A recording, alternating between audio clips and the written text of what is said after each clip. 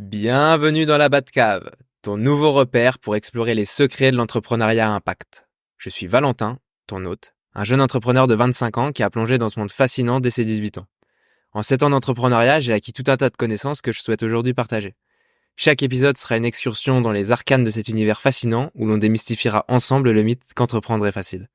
En parallèle, je te documenterai mon aventure avec OVA, mon projet entrepreneurial visant à révolutionner la gestion des déchets plastiques en entreprise. Un vrai documentaire hebdomadaire pour vivre avec moi les hauts et les bas de ce parcours passionnant. Ensemble, nous allons tester, expérimenter et apprendre pour transformer nos projets en exploits dignes des plus grands héros de Gotham. Allez, installe-toi confortablement et on se retrouve tout de suite dans l'épisode du jour.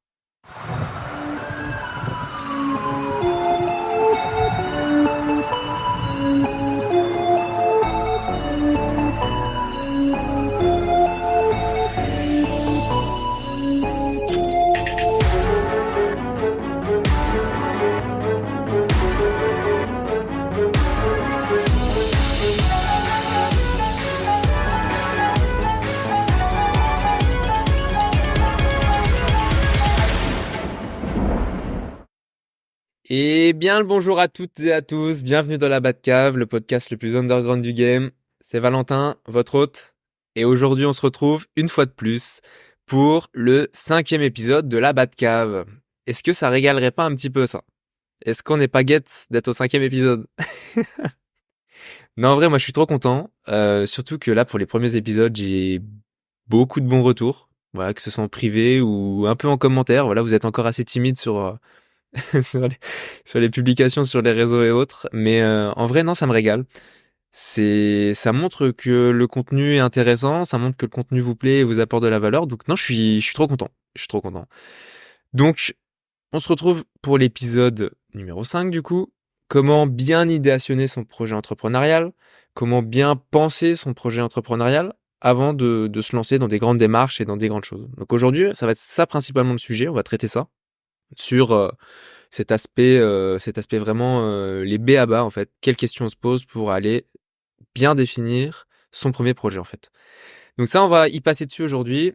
Et avant ça, je me suis noté un petit point.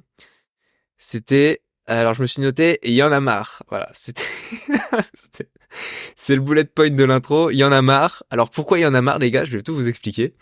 Donc, en fait, ce qui s'est passé, c'est que si aujourd'hui vous avez des idées noires, si vous avez une baisse de motivation ou que vous trouvez votre vie nulle due à des événements récents ou autres, je vais vous raconter quelque chose qui va vous mettre bien, qui va vous faire rire, qui va vous donner le sourire, qui va vous faire relativiser. Par contre, moi, forcément, ça me titille un petit peu. Voilà, je le dis, ça me titille un petit peu, ça me pique un peu. Voilà, ça me pique un peu au vif parce que, vous allez voir, c'est pas forcément très très fun. Donc cette histoire, en fait, c'est l'histoire de ma semaine. Donc la semaine, elle s'est mal finie pour moi, les gars.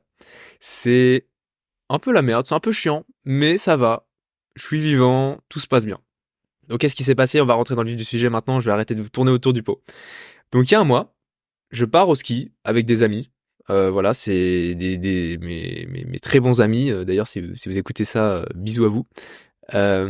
Donc je pars avec eux au ski. On se dit ouais, on va passer un super week-end au ski, ça va être génial. Ça fait longtemps qu'on n'a pas passé du temps ensemble. Ça va nous faire du bien. Donc on y va. Et là, premier truc, manque de peau, y a pas de neige. Donc forcément c'est chiant. Forcément c'est chiant. Mais du coup ça c'était il y a un mois. Et du coup, qu'est-ce qui s'est passé en fait? Donc on va ce week-end au ski. On repart le dimanche soir. Et le dimanche soir, je repars en voiture, je charge ma voiture, je décolle de notre petit chalet qu'on avait réservé à la montagne, dans les Vosges. Et là, en repartant, j'arrive sur un rond-point avec ma voiture. J'ai les deux mains à 10h10 comme ça. J'avance, je prends mon rond-point, je mets mon clignotant à droite, je tourne. Et là, je vois des piétons qui s'avancent sur le passage piéton. En tant que bon automobiliste, je m'arrête. Et là, c'est le drame. Je me fais emboutir. Je me fais emboutir. Voilà. Il y a une bagnole derrière qui s'est pas arrêtée, qui m'a rentré dedans. Et du coup, voilà, constat, il est 19h, il fait nuit, il fait froid, il pleut un peu, vous savez, de la pluie de montagne, du crachin, là. Donc c'est chiant. Voilà. Donc je me suis fait emboutir ma voiture. Et ça, voilà, donc pour bien finir le week-end, c'est un peu chiant, quoi. C'est un peu chiant. Donc, forcément, qui dit constat dit galère, démarche d'assurance, garage, faire estimer les réparations, les réparer, échange avec les assureurs, etc. Donc ça a duré à peu près 2 semaines, je dirais. Et j'ai amené la voiture au garage, du coup, se faire réparer l'arrière. Donc, je suis ressorti avec le lundi avec une voiture neuve. En fait, finalement, mon arrière était tout propre, tout neuf, hein. Le pare-choc avait été repeint, ça avait été reformé, les pièces qui devaient être changées ont été changées. C'était vraiment voiture neuve, quoi. Et la semaine d'après, du coup, vous me voyez venir.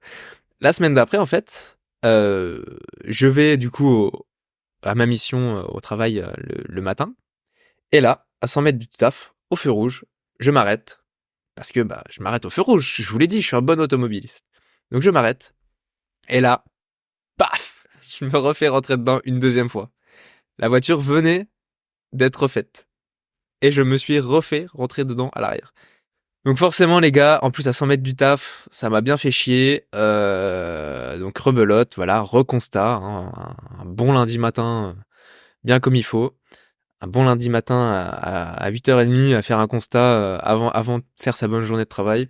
Donc vous vous doutez bien que voilà, j'étais un peu à cran et que ça a forcément influé sur ma semaine. Je suis obligé d'en parler, ça a influé sur ma semaine. Il faut moi-même que je décharge cette pression. Il faut que j'en parle. Je peux pas laisser ça comme ça dans ma tête, sinon ça va faire des tours et des tours, quoi. Donc bref. Donc voilà, donc je me suis refait rentrer dedans, les gars. Donc regalère parce que voilà, j'ai rééchangé, donc j'ai refait un constat, etc. avec la personne en face. La personne en face était une personne jeune conductrice, donc forcément au niveau de l'assurance, etc. c'était un peu galère.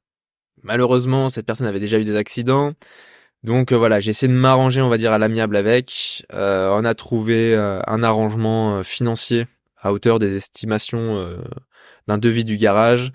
Et du coup, voilà, j'ai récupéré mon chèque de la part de cette personne cette semaine que j'ai encaissé.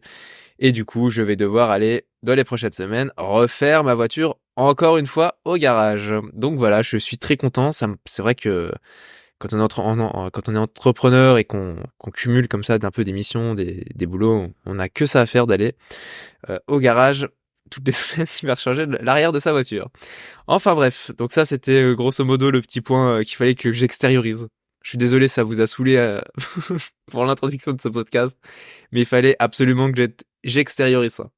Donc voilà, donc c'était ouais, c'était quelque chose, il fallait que j'en parle. Ensuite, le deuxième point d'introduction que je m'étais noté, c'était que la semaine dernière, en fait, je me suis rendu compte que dans la rubrique Batman versus Wild, j'avais pas parlé de l'accompagnement, pardon, d'associations comme MoveJ, Les Entrep, ou Enactus, par exemple. Donc ça, c'est des liens que je vous mettrai en description de cet épisode aussi, pour pouvoir avoir des accompagnements en plus sur votre projet entrepreneurial et pour le monter petit à petit, pour qu'en tout cas vous identifiez ces écosystèmes-là dans votre champ d'action et dans votre champ de vision. Ça me semblait quand même important de vous en parler, parce que voilà, j'ai zappé au dernier épisode, donc maintenant vous l'aurez dans celui-là, tant pis. On va pas repasser dessus, hein. C'est grosso modo la même chose que les autres assos, les autres regroupements, organismes qu'on a vu la semaine dernière. Donc c'est pas grave, mais voilà, sachez que vous pouvez aussi aller chercher des prix, des dotations financières ou ce genre de choses via ce genre d'organisme. Donc on va sans plus tarder commencer, rentrer dans le dur de l'épisode de la semaine. Donc rapidement, on va voir quoi cette semaine? On va voir forcément la rubrique la semaine de Valentin. Je vais vous parler un peu de ma semaine, bien qu'elle était moins chargée que la semaine dernière, mais j'ai quand même des événements et des points importants. Donc disons que voilà, en parler, ça va faire ça va faire du bien. Voilà, ça va vous montrer un peu l'avancement, le suivi de tout ça. Il y aura une rubrique Batman versus Wild où là, on va rentrer dans une méthode pour apprendre à créer et à bien idéationner son projet, donc qui s'appelle la méthode IDEO. Donc on va voir ce que c'est que cette méthode IDEO, qui l'a construite, à quels ouvrages c'est relié, etc., etc. Donc ça va vous permettre, donc ce sera une petite rubrique en 12 petites, en 12 sous-parties, on va dire, dans laquelle je vais passer petit à petit sur les différentes grosses questions à se poser pour bien dimensionner son projet. Et ensuite, on ira sur une rubrique Road to Dark Knight, bien sûr, la rubrique défi. On fera un point sommeil, on fera un point un peu de ces dernières semaines et on repassera au défi pour la semaine prochaine. Parce que bien évidemment qu'on va refaire un défi la semaine prochaine. Vous commencez à connaître. Le but ici, c'est qu'on se challenge. Voilà. Et puis, on passera rapidement sur les quelques questions des auditeurs. Il y a quelques questions qui commencent à arriver, donc ça, c'est cool aussi. C'est cool aussi. Vous êtes de moins en moins timide. Allez, on commence tout de suite et on se retrouve tout de suite dans la rubrique numéro 1, la semaine de Valentin.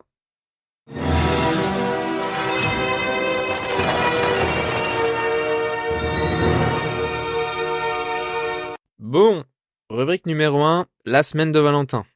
Donc, bien que grosse semaine la semaine dernière, c'était plus calme cette semaine. D'ailleurs, bon, je vous dis cette semaine, mais j'ai eu... en fait, pour ce podcast, j'ai préparé des épisodes à l'avance pour avoir un roulement, en fait, et être assez large pour vous produire chaque semaine, on va dire, du contenu et pour pas avoir d'épisodes de retard. Donc, je me suis... grosso modo, j'ai quelques semaines d'avance sur vous au moment où vous écoutez le podcast.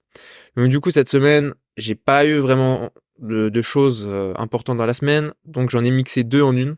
Voilà, je vous ai fait un récap de 2 semaines en une. Et même si j'avais dit qu'au début, il y aurait pas trop de rubriques la semaine de Valentin, bah au final, en fait, j'arrive quand même à vous produire un peu du contenu là-dedans et à vous ressortir des événements importants qui sont passés dans mes semaines et qui peuvent potentiellement vous intéresser ou qui peuvent potentiellement avoir une leçon à en tirer, on va dire. Donc voilà. Alors du coup, première chose qui s'est passée pendant ces 2 dernières semaines, j'ai eu un événement qui a été... donc c'était lundi après-midi, j'ai été invité par le PIL à venir échanger avec les élus du conseil départemental du 54, donc de Meurthe-et-Moselle, qui en gros se réunissaient pour une réunion annuelle et qui voilà, il me semble que c'était une réunion annuelle, je sais plus exactement, mais en gros voilà, ils se réunissaient, ils étaient une douzaine et c'était dans les locaux du PIL. Donc du coup, le PIL a organisé, on va dire, une petite rencontre avec eux. C'était l'occasion pour eux de venir se confronter aux porteurs de projets, voir vraiment qu'est-ce qu'il y avait dans la structure et de voir un peu que les investissements publics en matière d'entrepreneuriat qui sont tournés vers les jeunes pour aider les jeunes, pour accompagner les jeunes à se lancer, etc. Il y avait quand même des jeunes dedans qui créent des projets et qui avaient des vraies vocations derrière à sortir de là avec des entreprises. Donc ça, c'était vraiment cool. Donc l'idée, elle avait été soumise par le directeur du PIL aux élus en fait de passer et en gros qu'on puisse leur présenter leur projet. Ils avaient accepté et du coup c'est cool qu'ils jouent le jeu quand même parce que voilà on le sait, les personnalités politiques n'ont pas forcément tout le temps et c'est parfois compliqué de leur parler. Donc dès qu'on peut leur parler, ça peut débloquer énormément de points ou de problématiques dans votre projet. Donc c'est pour ça que ce genre d'événement, essayez d'y aller au maximum et essayez de vous inscrire à ces événements. Alors que ce soit avec le PIL, que ce soit avec d'autres structures d'accompagnement ou que ce soit même à titre personnel sur des événements qui ont lieu dans votre ville ou autre. S'il y a des politiques qui y sont, c'est qu'ils ont des enjeux à y être et en tout cas, vous pouvez avoir aussi des gros enjeux pour votre boîte à y aller, à discuter avec eux et à vous faire recommander par ces politiques-là à du réseau sur le terrain ou à des contacts en commun. Donc ça, c'est très puissant et c'est très cool. Donc grosso modo, voilà, on devait commencer à 14h30 et là, il se trouve qu'en fait, leur réunion a duré 1h30 de plus.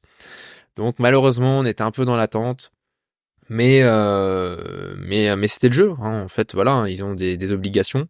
Même malgré le fait que la réunion dure plus longtemps, écoutez, voilà, on prend le mal en patience, on attend et on attend notre moment pour pouvoir poser des bonnes questions aux élus et puis voir si on peut se faire aider sur le projet ou s'ils peuvent nous dépatouiller dans certaines situations, quoi. Donc le truc, c'est que en sortant de la réunion, il y a les 3/4 de ces élus qui sont partis. Donc voilà, je comprends tout à fait. Tu as des emplois du temps qui peuvent être très chargés ou autres, sachant qu'ils avaient débordé en plus sur d'1h30 par rapport à la réunion initiale de prévu, donc forcément le temps d'échange avec nous derrière a été réduit et du coup on a pu parler avec moins d'élus. Sur les 12, on a pu en voir que 3, quoi. Voilà. Donc c'est quand même ça, on va dire. Alors on était forcément, tu vois, j'avoue, j'ai été un peu déçu au début quand j'ai appris la nouvelle. Je me suis dit bon, c'est dommage. On avait prévu de parler avec autant de personnes, ils sont plus que 3 à la fin. Mais par contre, le point positif de tout ça, c'est que de ce genre de belle opportunité de se montrer, de partager ce sur quoi on travaille dur, en fait, ça se déroule pas toujours comme prévu et on n'a pas toujours le retour attendu. Donc nous, on était, on va dire, on était 6, 8 jeunes entrepreneurs et on s'est mobilisé toute l'après-midi pour pouvoir voir les députés. Donc voilà, là on en avait vu, enfin pas de députés, les élus, et on en a vu 3 sur les 12. Mais du coup, si le point positif, j'y reviens, c'est que ça nous a quand même permis d'échanger plus profondément avec 3 élus qui eux étaient bien présents et bien actifs en fait sur le territoire et sur ces problématiques-là et ces thématiques d'entrepreneuriat. Surtout au niveau de l'environnement, etc. Donc en fait, ils ont été super ouverts aux discussions et aux mises en relation. Donc c'est peut-être en fait le fait qu'on n'ait pas eu tous les élus, en fait, nous a permis d'avoir aussi du temps à côté pour pouvoir parler plus en profondeur avec ceux qui étaient présents et ils ont su nous faire encore plus peut-être de recommandations que si tout le monde avait été là et avait commencé à se couper la parole pour donner son point de vue sur les projets ou autres. Donc c'était cool. On a eu des bons retours activables, on a eu des retours d'ailleurs et des contacts de par ces personnes-là après nos échanges. Donc non, c'était top. On verra ce que ça donne maintenant et ça peut nous faire gagner des semaines sur le projet, voire des mois. Donc sur le projet pour une mise en application, pour une compréhension de marché, pour des stratégies territoriales, on peut vraiment gagner beaucoup de temps là-dessus. Donc non, c'est top. Donc wait and see comme on dit et puis c'était une bonne expérience dans l'ensemble de pouvoir une fois de plus rencontrer des personnalités politiques de la région pour leur parler de ce que nous on fait, de ce qui nous anime. Donc porter des projets avec des valeurs, avec un impact aussi sur l'environnement. Et du coup non, c'était vraiment top, c'était vraiment top. Donc petit événement sympa en ce début de semaine. Ensuite, le point numéro 2 que je me suis noté pour ces semaines-là, c'est que ces dernières semaines, j'ai eu beaucoup de travail pour ma mission à l'agence. Donc voilà, je vous avais dit que j'avais rejoint une agence. Je vous ai pas encore dit exactement c'était quoi d'ailleurs, mais je vous le dirai un peu plus tard. Là, je suis encore dedans, donc on verra plus tard. Donc le temps passe très vite. Donc ça fait, en fait, j'y suis 3 mois, je vous avais dit. Donc là, ça fait déjà 1 mois et demi que j'y suis. Et en fait, il se trouve qu'on a abattu pas mal de boulot ensemble sur la compréhension globale du marché, sur la législation, les financements, tout ce qui est approche terrain et aussi contact en entreprise. Donc ça, c'est vraiment top parce que du coup, moi, ça me permet d'avancer aussi sur mon projet en parallèle. Parce que voilà, je vous avais dit que c'est une mission qui se déroulait dans le même secteur d'activité. Donc ça, c'est cool en plus, hein. Donc c'était vu avec eux, hein, c'était validé avec eux d'ailleurs, que j'avais ma boîte à côté et que je venais juste pour quelques mois travailler sur cette mission. Donc c'est bien, ça se fait. Et du coup, on a fait beaucoup de travail de groupe avec les collègues. Je pense que cette mission, c'est une bonne chose pour moi en fait. Au début, j'étais un peu en mode est-ce que je l'apprends, est-ce que je l'apprends pas, est-ce que je me refocus plutôt sur le projet pendant 3 mois, ou est-ce que je prends quelque chose d'annexe en continuant le projet toujours un peu les soirs et en continuant comme ça.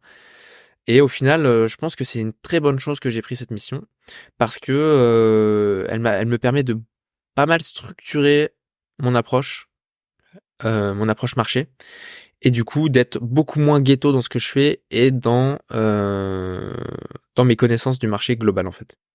Donc on va dire que je suis monté énormément en compétences pendant ces 1 mois et demi sur des sujets très techniques liés à mon business.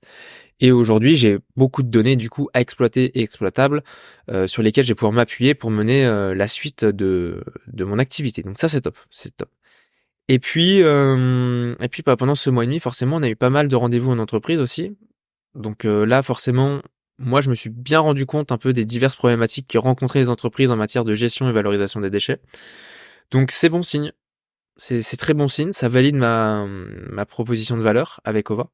Parce que si ces entreprises ont effectivement des problématiques en matière de réglementation, en matière de financement, de projets liés à la valorisation de leurs déchets ou autres, par exemple, ça veut dire que moi, je peux créer une activité justement sur ces problématiques bien précises. Donc ça confirme en fait ce que j'avais compris du marché avant de prendre cette mission. Donc ça, c'est vraiment bien. C'est vraiment bien. Et ça me permet d'être sur une bonne voie en fait de structuration d'offres pour répondre à des problématiques. Et puis voilà quoi. Donc ça, c'est vraiment un banger, les gars. C'est vraiment un banger. Par contre, un autre point qui est un peu plus chiant, c'est que je me rends compte que le secteur de la valorisation des déchets, c'est relativement très opaque. C'est multiniveau, hein, la chaîne de valeur industrielle du recyclage au niveau des déchets, il y a beaucoup d'acteurs dedans.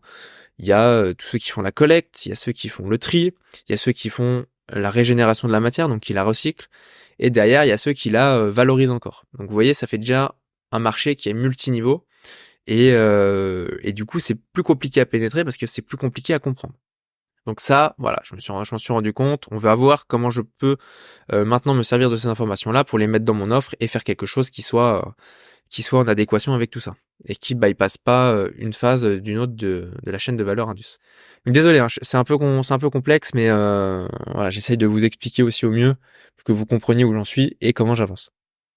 Donc voilà, il y a pas mal de notions aussi qui restent floues chez eux, hein, chez tous ces industriels. Ils sont soumis à de plus en plus de réglementations, notamment à ce qu'on appelle les filières REP, la responsabilité élargie aux producteurs. Donc c'est grosso modo à chaque fois qu'un industriel produit une certaine quantité de produits, il est contraint par l'État de payer des écotaxes sur ces produits pour financer en fait les organismes et toute la chaîne de valeur en fait industrielle du recyclage. Parce que bah forcément, hein, on sait que la gestion des déchets c'est un problème, c'est une grosse problématique aujourd'hui. On en retrouve partout. Les Français sont pas des bons trieurs au niveau de leurs poubelles ménagères par exemple. Et au niveau des industriels, c'est pareil, il y a beaucoup de consommation de déchets. Donc pour réguler, enfin beaucoup de consommation de plastique qui deviennent ensuite des déchets. Et du coup, bah, pour réguler tout ça, le gouvernement a mis en place un espèce de gros pot commun qui permet de financer via les entreprises qui produisent des produits faits à partir de plastique des solutions de recyclage derrière via des espèces d'écotaxes, on pourrait appeler ça comme ça. Voilà. Donc c'est des éco-organismes qui gèrent ça, qui récupèrent l'argent et qui derrière le redistribuent aux entreprises qui travaillent sur ces problématiques-là. Donc voilà là-dessus. Donc moi on verra ce que ça donne. Hein, voilà, il y a pas mal de choses. Je comprends de plus en plus mon marché et du coup je vais pouvoir voir un peu par la suite comment je vais pouvoir optimiser et maximiser tout ça dans un boulot de fond et et voir comment je pourrais l'adapter dans mon entreprise. Mais bref, on reviendra dessus dans un épisode dédié que je ferai certainement après la série de 12 épisodes où là on fera peut-être un épisode d'ailleurs, voilà, un Batman versus Wild pour monter un peu en compétence sur tout ce qui est recyclage, pour tout ce qui est ce marché-là de la valorisation des déchets. Ça pourra vous faire un épisode un peu sympa dans lequel je vous parle un peu de tout ça et de comment ça peut vous impacter aussi. Donc on verra. Je garde ça dans un coin de ma tête. Ensuite, troisième chose du coup dans ces 2 dernières semaines, c'est que j'ai fait le dernier campus Life for Good avec tous les membres de la 9e promo de la promo Aura, donc Auvergne-Rhône-Alpes. Donc je suis parti dimanche après-midi, on avait rendez-vous à l'Ermitage de Saint-Chamond, donc c'est à côté de Saint-Étienne, et on est arrivé là-haut le soir vers 22h, quelque chose comme ça. On était 6 à être sur place le soir, donc c'était cool. On a fait une première nuit en petit comité, on va dire, là-haut. Et bah, comme son nom l'indique, lui, c'est un monastère, c'est un ermitage, donc c'est là où se reviennent, pas se recueillent, mais se regroupent en tout cas des moines pour prier. Donc c'est un lieu qui était super paisible, c'était très calme, très accueillant, les personnels là-haut étaient très sympas, très serviables aussi. Donc non, c'était vraiment top. J'ai bien kiffé. Donc donc c'était quoi? C'est un dernier campus qui faisait 3 jours du coup. Donc c'était un moment bien ressourçant et puis ça met un peu une coupure aussi dans les différentes activités que j'ai aujourd'hui. Donc entre mes missions, euh, pour le travail que j'ai pris et puis OVA que j'essaye de développer. Donc ça faisait une petite coupure pour se recentrer sur soi-même, quoi. Donc ça c'était top. Par contre il manquait une dizaine de personnes et ça s'est senti. C'était plus court et plus personnel comme campus, on va dire, que les précédents. J'ai l'impression que pendant ce campus on a vraiment resserré des liens. C'était des beaux moments d'émotion, je trouve. Et puis je sais pas si toutes les promos en fait ont autant kiffé leur expérience ou autant fité avec les uns les autres que la nôtre. Mais en tout cas, nous, enfin, j'ai senti que à la fin de ce troisième campus, c'était vraiment une promo très soudée en fait. C'est devenu plus que des gens, des camarades de classe grosso modo. Ça reformait un peu une espèce de grosse famille d'entrepreneurs qui passaient à travers toutes les mêmes étapes et qui galéraient d'ailleurs à travers les mêmes étapes aussi quoi. Donc forcément ça rapproche, voilà, ça crée du lien quoi, ça crée du lien. Malheureusement forcément tout le monde n'a pas continué son projet par rapport à ces 6 mois d'accompagnement là sur Life for Good. Donc bah c'est pas grave, voilà, il y en a qui vont reprendre de nouveaux horizons professionnels et puis c'est tant mieux quoi. C'est tant mieux, ils vont pouvoir rekiffer un peu leur vie à côté, retrouver un boulot qui leur permet de se générer un salaire et potentiellement d'avoir un impact euh, aussi via leur nouveau poste et leur nouvelle entreprise quoi. Donc ça c'est top, c'est top.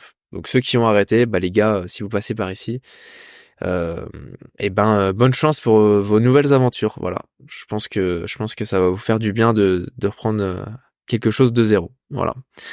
Donc pour venir un peu au campus, voilà, c'était 3 jours où on a pu à travers des ateliers se projeter, apprendre à se projeter sur nos objectifs, les différentes étapes clés de notre projet, où on s'est aussi projeté sur nos vies perso. Donc voilà, quels étaient nos piliers de vie, quels étaient nos besoins en fait pour continuer et continuer à entreprendre sur nos sujets, qu'est-ce qui nous posait problème, comment on pouvait surmonter ça, etc. C'était très intéressant. On a eu aussi des ateliers sur tout ce qui était prise de parole en public, pitch, c'était apprendre à bien parler en fait en public, à apprendre à peser, on va dire. C'est pas vraiment le terme, mais voilà, apprendre à dégager quelque chose aussi quand on parle en public et quand on parle de ce qu'on fait, partager un peu nos passions qui nous animent au fond de nous. Donc ça, c'était des ateliers qui étaient franchement pas mal du tout aussi, qui étaient top. Les intervenants étaient super comme d'hab. Et puis voilà, forcément, du coup, un petit passement au cœur à la fin du campus, parce que bah voilà, c'est le moment où il y a tout le monde qui se voit partir, et puis on sait que on se retrouvera pas forcément tous par la suite. On aura tous un peu des chemins de vie différents, sachant qu'on vient de villes différentes. On vient aussi bien de Marseille que de Grenoble, que de Lyon, de Paris, de Nancy, de Lille. Voilà, un peu de partout en France. Donc forcément, c'est un peu compliqué à tous se rattraper en même temps. Donc voilà, fin de campus, petit pincement au cœur. Mais voilà, je sais que ça reste des vrais liens qu'on a créés tous ensemble et que de toute façon, par la suite, on pourra continuer à entreprendre, à se parler, à échanger ensemble. Et puis, on restera la belle famille qu'on a créée à Life for Good. Donc voilà, donc ça, c'était top. C'était top. Et puis, bah ouais, pour finir sur ce point-là, je vais vraiment superbe expérience de mon point de vue, en tout cas Life for Good sur ces 6 derniers mois, sur l'accompagnement. Donc je vous en ai parlé un peu rapidement dans le dernier épisode sur les associations et les structures qui sont capables de vous accompagner dans la création d'entreprise, etc. Donc, je recommande encore une fois à 1000%, si vous pouvez porter un projet impact social, environnemental, allez vous inscrire et puis vous verrez que ce sera top pour vous. Vous verrez que ce sera top pour vous.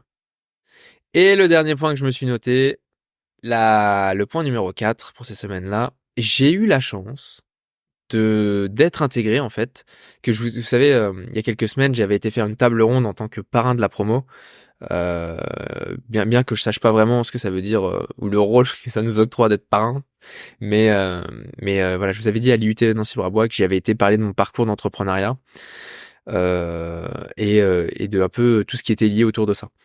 Et le jour de cet event, en fait, on était 2 parrains. Donc ça aussi, je vous l'avais dit, il me semble. Donc il y avait moi et l'autre parrain. Et l'autre parrain, il avait une boîte, en fait. Il avait créé son entreprise depuis pas mal d'années. Et il se trouve qu'à la fin de cet événement, en fait, on a pas mal discuté. On a un peu accroché sur le plan entrepreneurial. On avait la même vision de pas mal de choses, un parcours assez similaire. Mais c'était voilà comme un grand frère si vous voulez avec 10-15 ans d'avance sur moi sur le projet et sur la vision entrepreneuriale quoi. Donc c'était vraiment top. On a vraiment profité d'échanger sur de la techno, sur des problématiques environnementales etc. À ce niveau-là. Et en fait lui il fait ils ont développé en fait un process technologique d'extraction au CO2 supercritique. Donc d'extraction de molécules donc c'est des applications très spécifiques hein, en pharma. Ça peut aussi s'appliquer dans le recyclage un peu partout d'ailleurs. Et Et c'est assez monstrueux d'ailleurs leur marché, hein. C'est c'est un beau process qui est bien game changer apparemment. Donc euh, donc ouais, ils ont de beaux jours devant eux. Et du coup, bah voilà, pourquoi je vous dis ça, c'est parce que bah ils m'avaient proposé en fait de venir visiter leur machine et leur process pour que je puisse comprendre un peu la techno et voir un peu comment ça marchait chez eux. Et puis bah je suis revenu du coup quelques jours plus tard vers lui en leur lançant en lui disant bah salut, euh, on a on avait parlé que je vienne chez toi visiter l'entreprise, est-ce que tu es toujours OK pour ça? Et en fait, en leur lançant sur le sujet, il se trouve que le député de la deuxième circonscription euh, du département et la préfète, en fait, venaient dans les semaines à venir pour visiter l'usine, pour parler des problématiques qu'ils avaient en ce moment de développement à l'international ou ce genre de choses. Donc, bah, il m'a naturellement invité en fait dans le lot. Donc, je me suis retrouvé dans une visite d'usine avec que des monstres. Quand je dis que des monstres, c'est des personnes haut placées et bien placées chez Business France, des réseaux d'investisseurs privés, BPI, des politiques, députés, préfets. Enfin, vous voyez, c'était quand même assez, assez carré. Et bah, vous savez, c'est le genre d'événement où où tout le monde est en costume et toi t'arrives donc costume ou tailleur et toi t'arrives là-dedans en petit pull. Voilà, tu te dis bon, je vais visiter une usine quoi. Et en fait, bah c'est un peu une usine, il y a un peu voilà, c'est le genre de visite un peu diplomatique, on va dire, dans lequel les gens viennent en Viano, vitre teintée, tu montes dedans, après t'es emmené à la gare, t'es machin, enfin, à chaque fois qu'il y a des personnalités un peu importantes, on va dire. Et moi, je me suis un peu demandé ce que je foutais là, pour être honnête avec vous, parce que forcément, bon, c'est des grosses, c'est pas le genre d'endroit dans lequel des jeunes sont en général et se retrouvent, mais en tout cas, c'est très formateur parce que c'était une visite qui était super intéressante. Elle a pris une tournure folle en fait parce que la visite, elle était surtout là pour présenter aux politiques et aux institutions les problématiques auxquelles l'entreprise elle était confrontée. Donc problèmes d'exportation, de commerce international, de concurrence déloyale, etc. Et là, en fait, j'ai vu s'activer un truc que j'avais jamais vu auparavant. C'est comment s'active un gros organisme comme BPI, Business France, même des politiques, en fait, pour émettre des pistes de résolution de problèmes à des échelles aussi grosses que l'international, que pour activer, je sais pas, des ambassades. Enfin, bref, c'était, je me suis retrouvé dans des discussions de fou furieux. Je me demandais vraiment ce que je foutais là, et je vous jure que c'était d'un tout autre level. Alors je me suis un peu senti comme une merde parce que je me suis dit putain la vache ils sont vraiment très calés dans ce qu'ils font et franchement le taf et l'expérience que doivent avoir ces personnes ça doit vraiment être incroyable. Donc en fait ça m'a donné aussi un peu envie de me bouger pour en apprendre et aller chercher aussi ces compétences là. Bon forcément hein, ces personnes n'avaient pas 25 ans, c'était plus autour de 50 60 que 25. Donc forcément, elles ont une vie en plus que moi pour apprendre tout ça et pour émettre ces idées et ces réflexions-là. Mais en tout cas, voilà, ça m'a donné envie de participer à ce genre de grosses réunions, tout simplement, de grosses réunions un peu politiques et un peu stratégiques, parce que, bah, en fait, on se rend compte qu'il y a des intérêts nationaux derrière, que c'est des technologies qui peuvent changer pourquoi pas la phase d'un pays, hein, voilà, hein, si du jour au lendemain, toute la France part sur une nouvelle techno nucléaire, je sais pas, de fusion, de fission, bref, j'en sais rien, je suis pas spécialisé là-dessus, et que tout le monde a des mini-réacteurs chez lui du jour au lendemain pour faire son électricité, c'est une révolution. Ça va être un changement drastique pour l'humanité. Donc, des discussions comme ça, donc je dis pas que leur techno va révolutionner le monde, hein, bien entendu, mais c'est des discussions qui sont super intéressantes et qui sont très enrichissantes sur le plan perso et professionnel. Donc voilà. Donc en tout cas, bah franchement, j'ai pris une belle leçon et ça m'a donné envie de voilà de pourquoi pas me projeter un jour dans ce genre de d'environnement et ça m'a donné les crocs un peu voilà. Ça m'a donné les crocs d'aller chercher ça et d'essayer d'aller vers ce type de de réunion d'enjeux plus tard, de métier, voilà d'avoir des vraies réflexions sur des vrais sujets. Voilà. Voilà comment je peux conclure ça cette longue rubrique 1 sur ce que j'ai fait ces dernières semaines. Donc voilà, en tout cas voilà, j'espère que voilà, vous trouvez pas ça trop long. D'ailleurs, dites-moi hein, dans les commentaires si vous trouvez ça trop long un peu ces rubriques là de ma semaine. Vraiment, faites-moi des retours, hein, c'est super important que je puisse adapter les épisodes. Moi, je parle, voilà, ça peut être des épisodes qui durent 3 heures aussi, hein, donc donc voilà, donc voilà. Donc écoutez, on va se retrouver tout de suite dans la rubrique numéro 2, Batman versus Wild.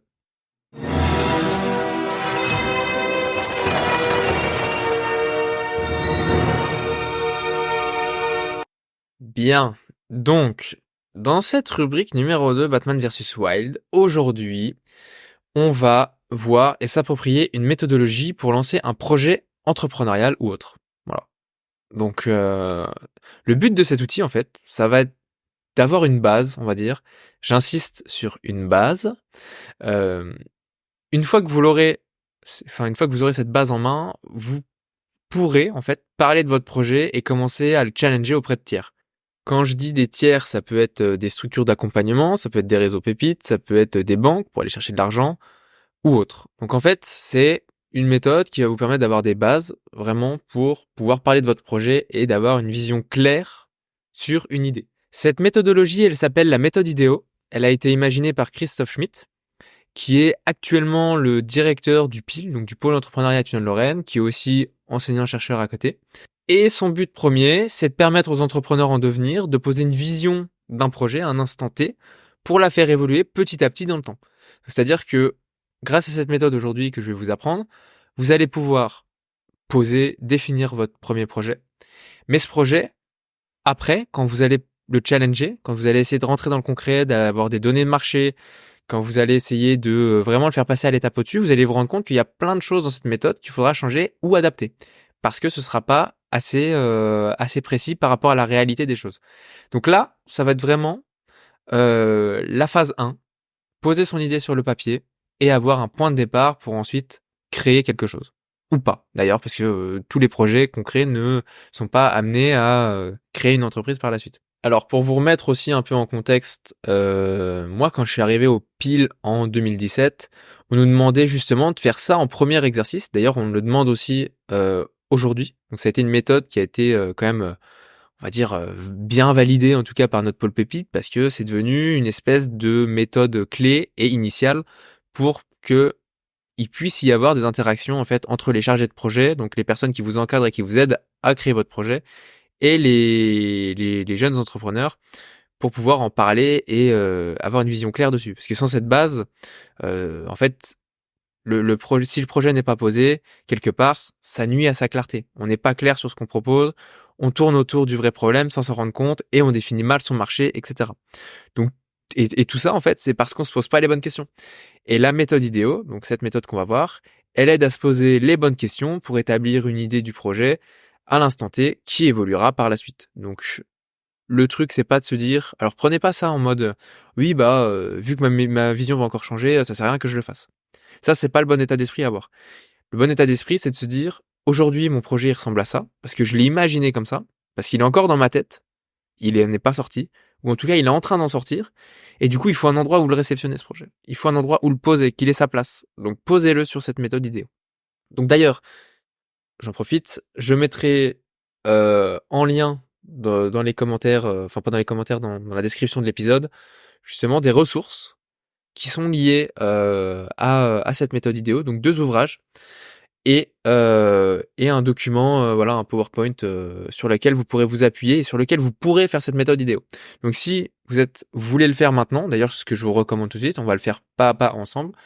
La bonne idée, c'est de récupérer ça, de garder ce podcast en fond et d'à côté de prendre ces ressources-là sur votre ordinateur pour pouvoir le créer avec moi en fait en direct maintenant.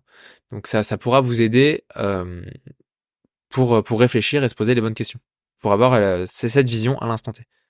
D'ailleurs, je veux que cet épisode, maintenant qu'on est d'accord sur un peu ce qu'on va y faire et surtout dans cette rubrique, euh, je veux qu'on soit d'accord sur le fait que là, je vais vous en parler, je vais vous la détailler, et je veux que cet épisode soit un genre de guide en fait, sur lequel vous pourrez revenir quand vous le souhaiterez pour réfléchir à votre projet et revenir vous poser des questions dessus, avancer sur le projet, etc. Donc, pour ceux qui ont déjà une idée bien en tête, ça va être parfait pour vous.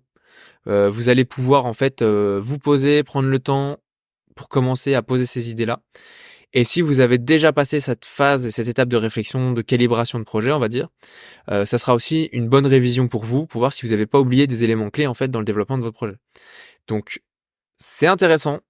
Moi je serai vous, je jouerai le jeu. C'est pas tous les jours ouais, parce que ça en plus notamment, enfin en temps normal, ce genre de méthode ou quoi, il y en a beaucoup qui le marketent, qui rendent ça payant justement en vous disant c'est la méthode clé, c'est le machin clé, c'est grâce à ça que vous allez faire exploser votre boîte, etc. Moi, j'ai pas cette prétention. Le pôle pépite n'a pas non plus cette prétention.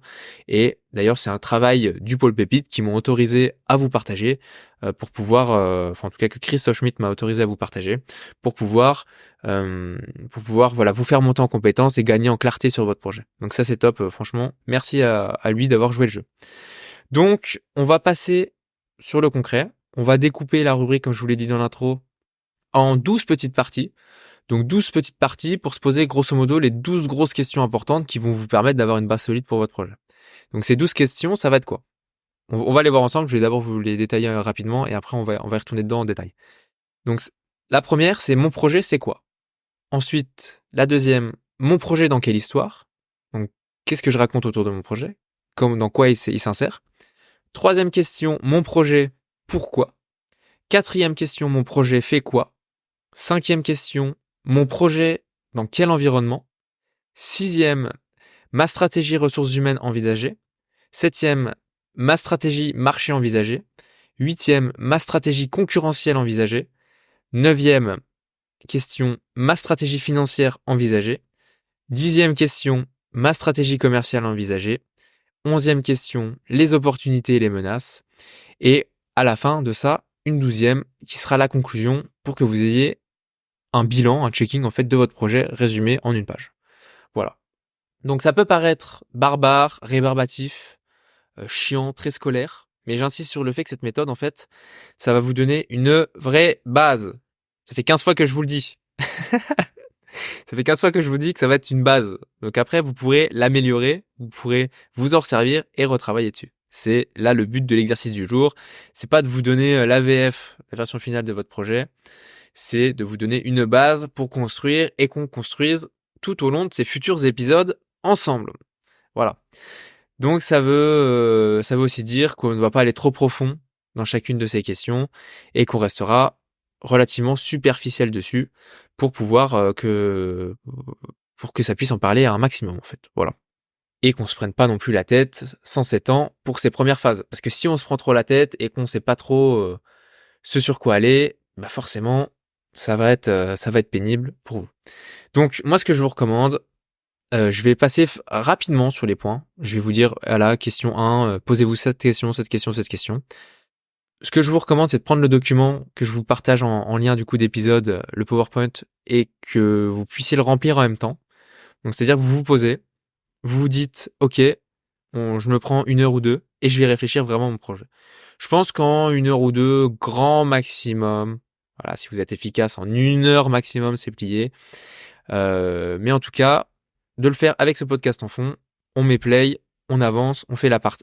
Vous écoutez ce que je vous recommande sur la partie et ce qui est attendu dans cette partie. Vous mettez pause et vous complétez votre fichier PowerPoint. Comme ça, on avance ensemble et petit à petit, étape par étape. Ok ?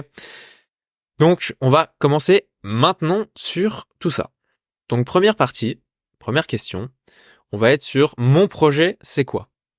Donc, mon projet, c'est quoi ? Avant de commencer ça, ce qui serait bien, donc c'est, vous voyez sur la première page, de définir un nom du projet. Un nom de projet, c'est super important, ça va vous permettre de personnifier le projet et de pouvoir l'appeler par un prénom. Si votre chien, vous l'appelez pas par son prénom ou votre petite sœur ou votre grand frère ou votre grande sœur, c'est compliqué, elle n'arrive pas trop à s'identifier. Donc, alors bien entendu, le projet, ça va pas être quelqu'un de vivant qui va s'identifier et qui va dire oui, je suis là. Mais en tout cas, ça va vous pousser et vous mettre dans le concret.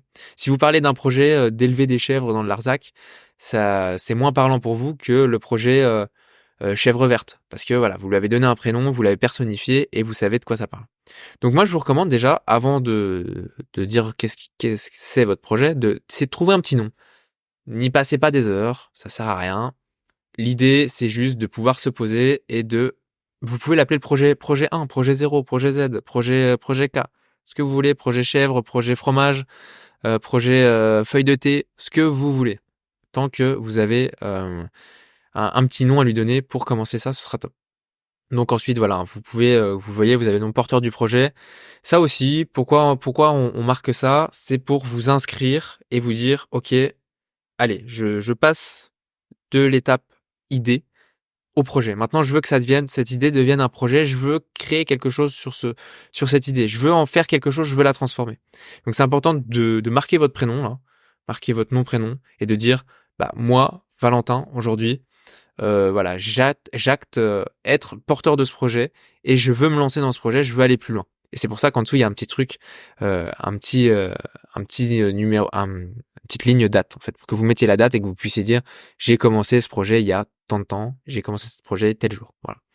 Donc, première partie, ça va s'axer autour de 5 gros axes. Donc, ça va être mon projet, c'est quoi? Mon projet dans quelle histoire? Mon projet pourquoi? Mon projet fait quoi? Et mon projet dans quel environnement? Ça va vous permettre de créer un scénario. Donc ce scénario, on va le voir petit à petit et c'est ce qui va vous mettre un peu en contexte le projet. Donc, on y va. Donc pour cette troisième page, du coup, donc de la page Mon projet fait quoi, on va commencer par la partie de gauche. Donc décris-moi ton projet. Donc là, il va falloir que vous trouviez en une phrase, qui résume l'ensemble de votre projet.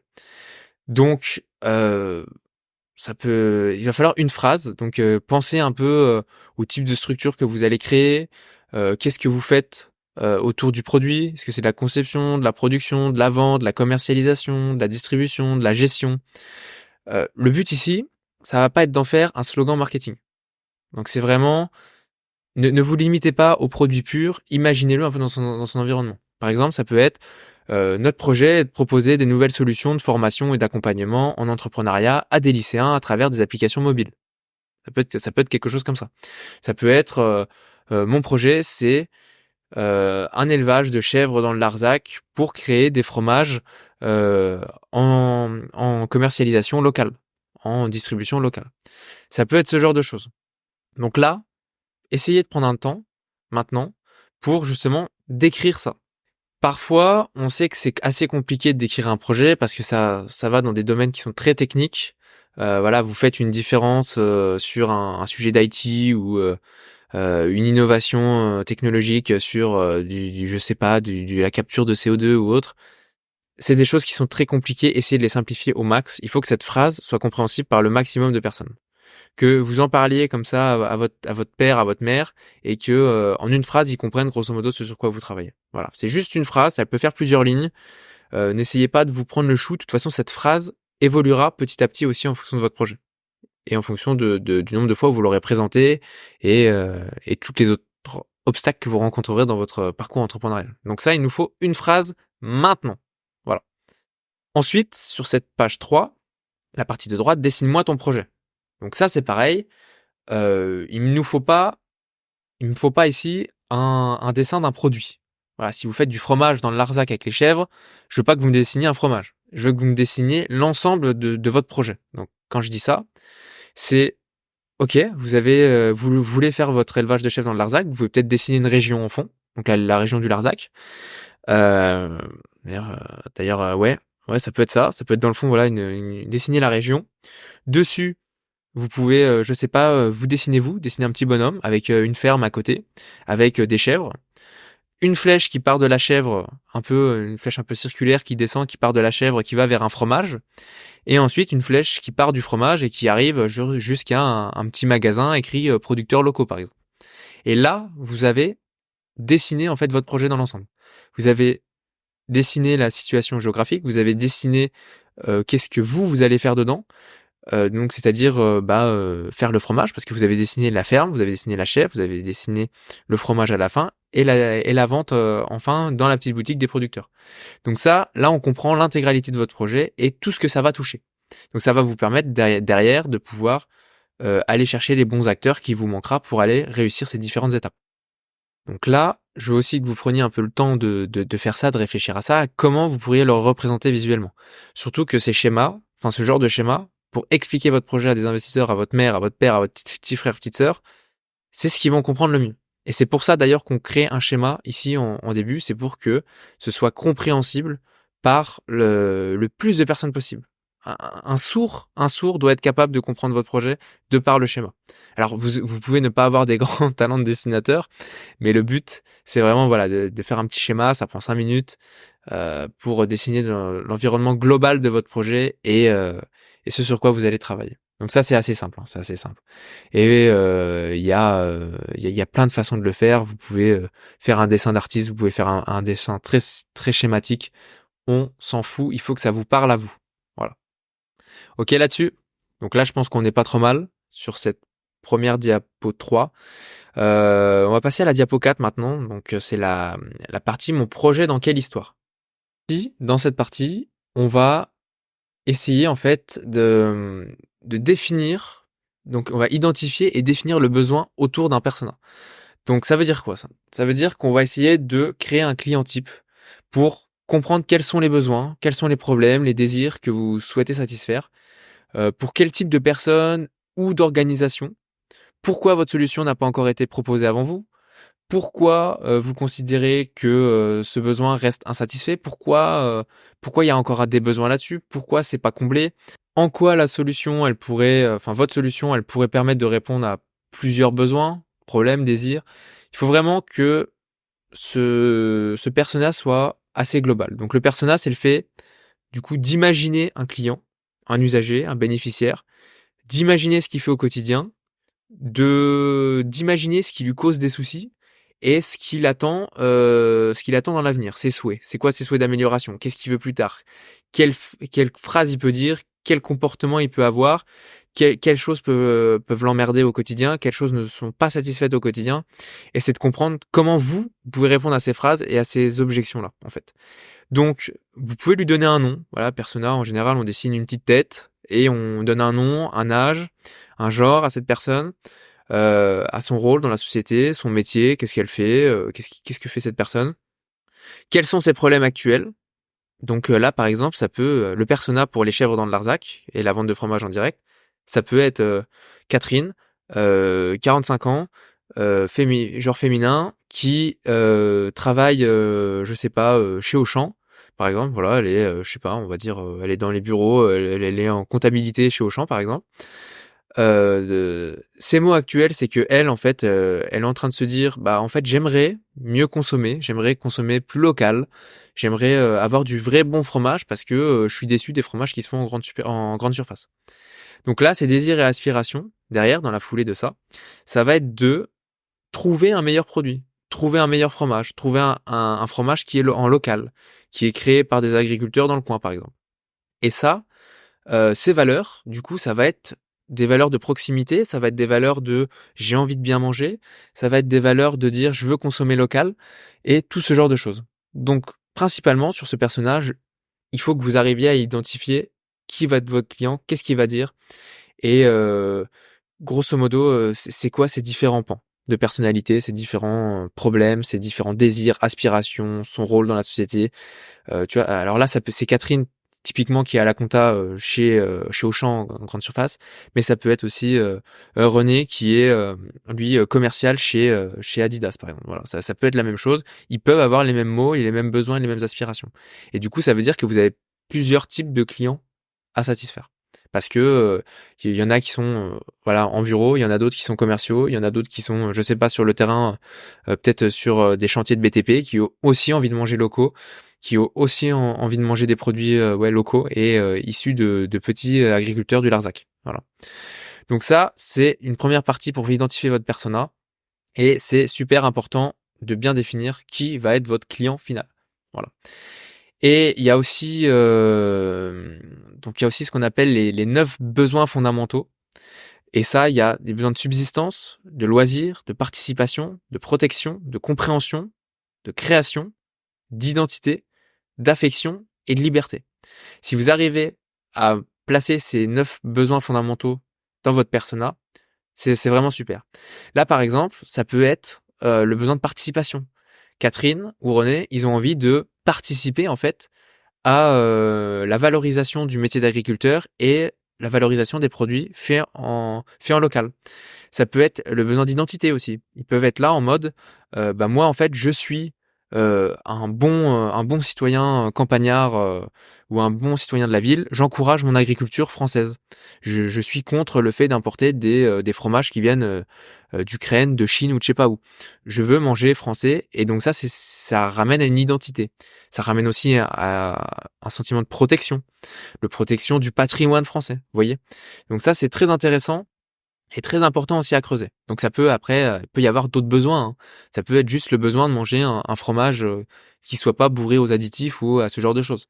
Ça peut être juste un besoin de en fait, j'arrive pas à aller faire mes courses en sortant du boulot le soir parce que j'ai pas le temps, donc je préfère passer au click and collect chez mon producteur local à côté de ma boulangerie. Voilà, ça peut être quelque chose comme ça.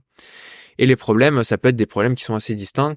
Ça peut être ces problèmes, ça peut très bien être je suis intolérant au lactose. Donc elle cherche un fromage qui n'a pas de lactose. Enfin, ça n'existe pas, mais mais voilà, vous avez compris un peu l'idée derrière ça. C'est désir, problème, besoins fondamentaux, valeurs, désir et aspiration de la personne, les mots actuels, quelles sont ses problématiques, qui est cette personne sur le plan plus personnel et ce qu'elle dit.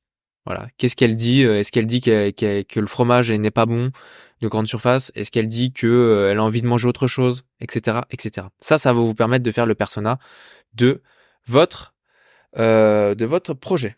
Voilà. Donc ça c'est super important. C'était l'étape 2. Bien. Maintenant vous avez pris le temps de faire ça.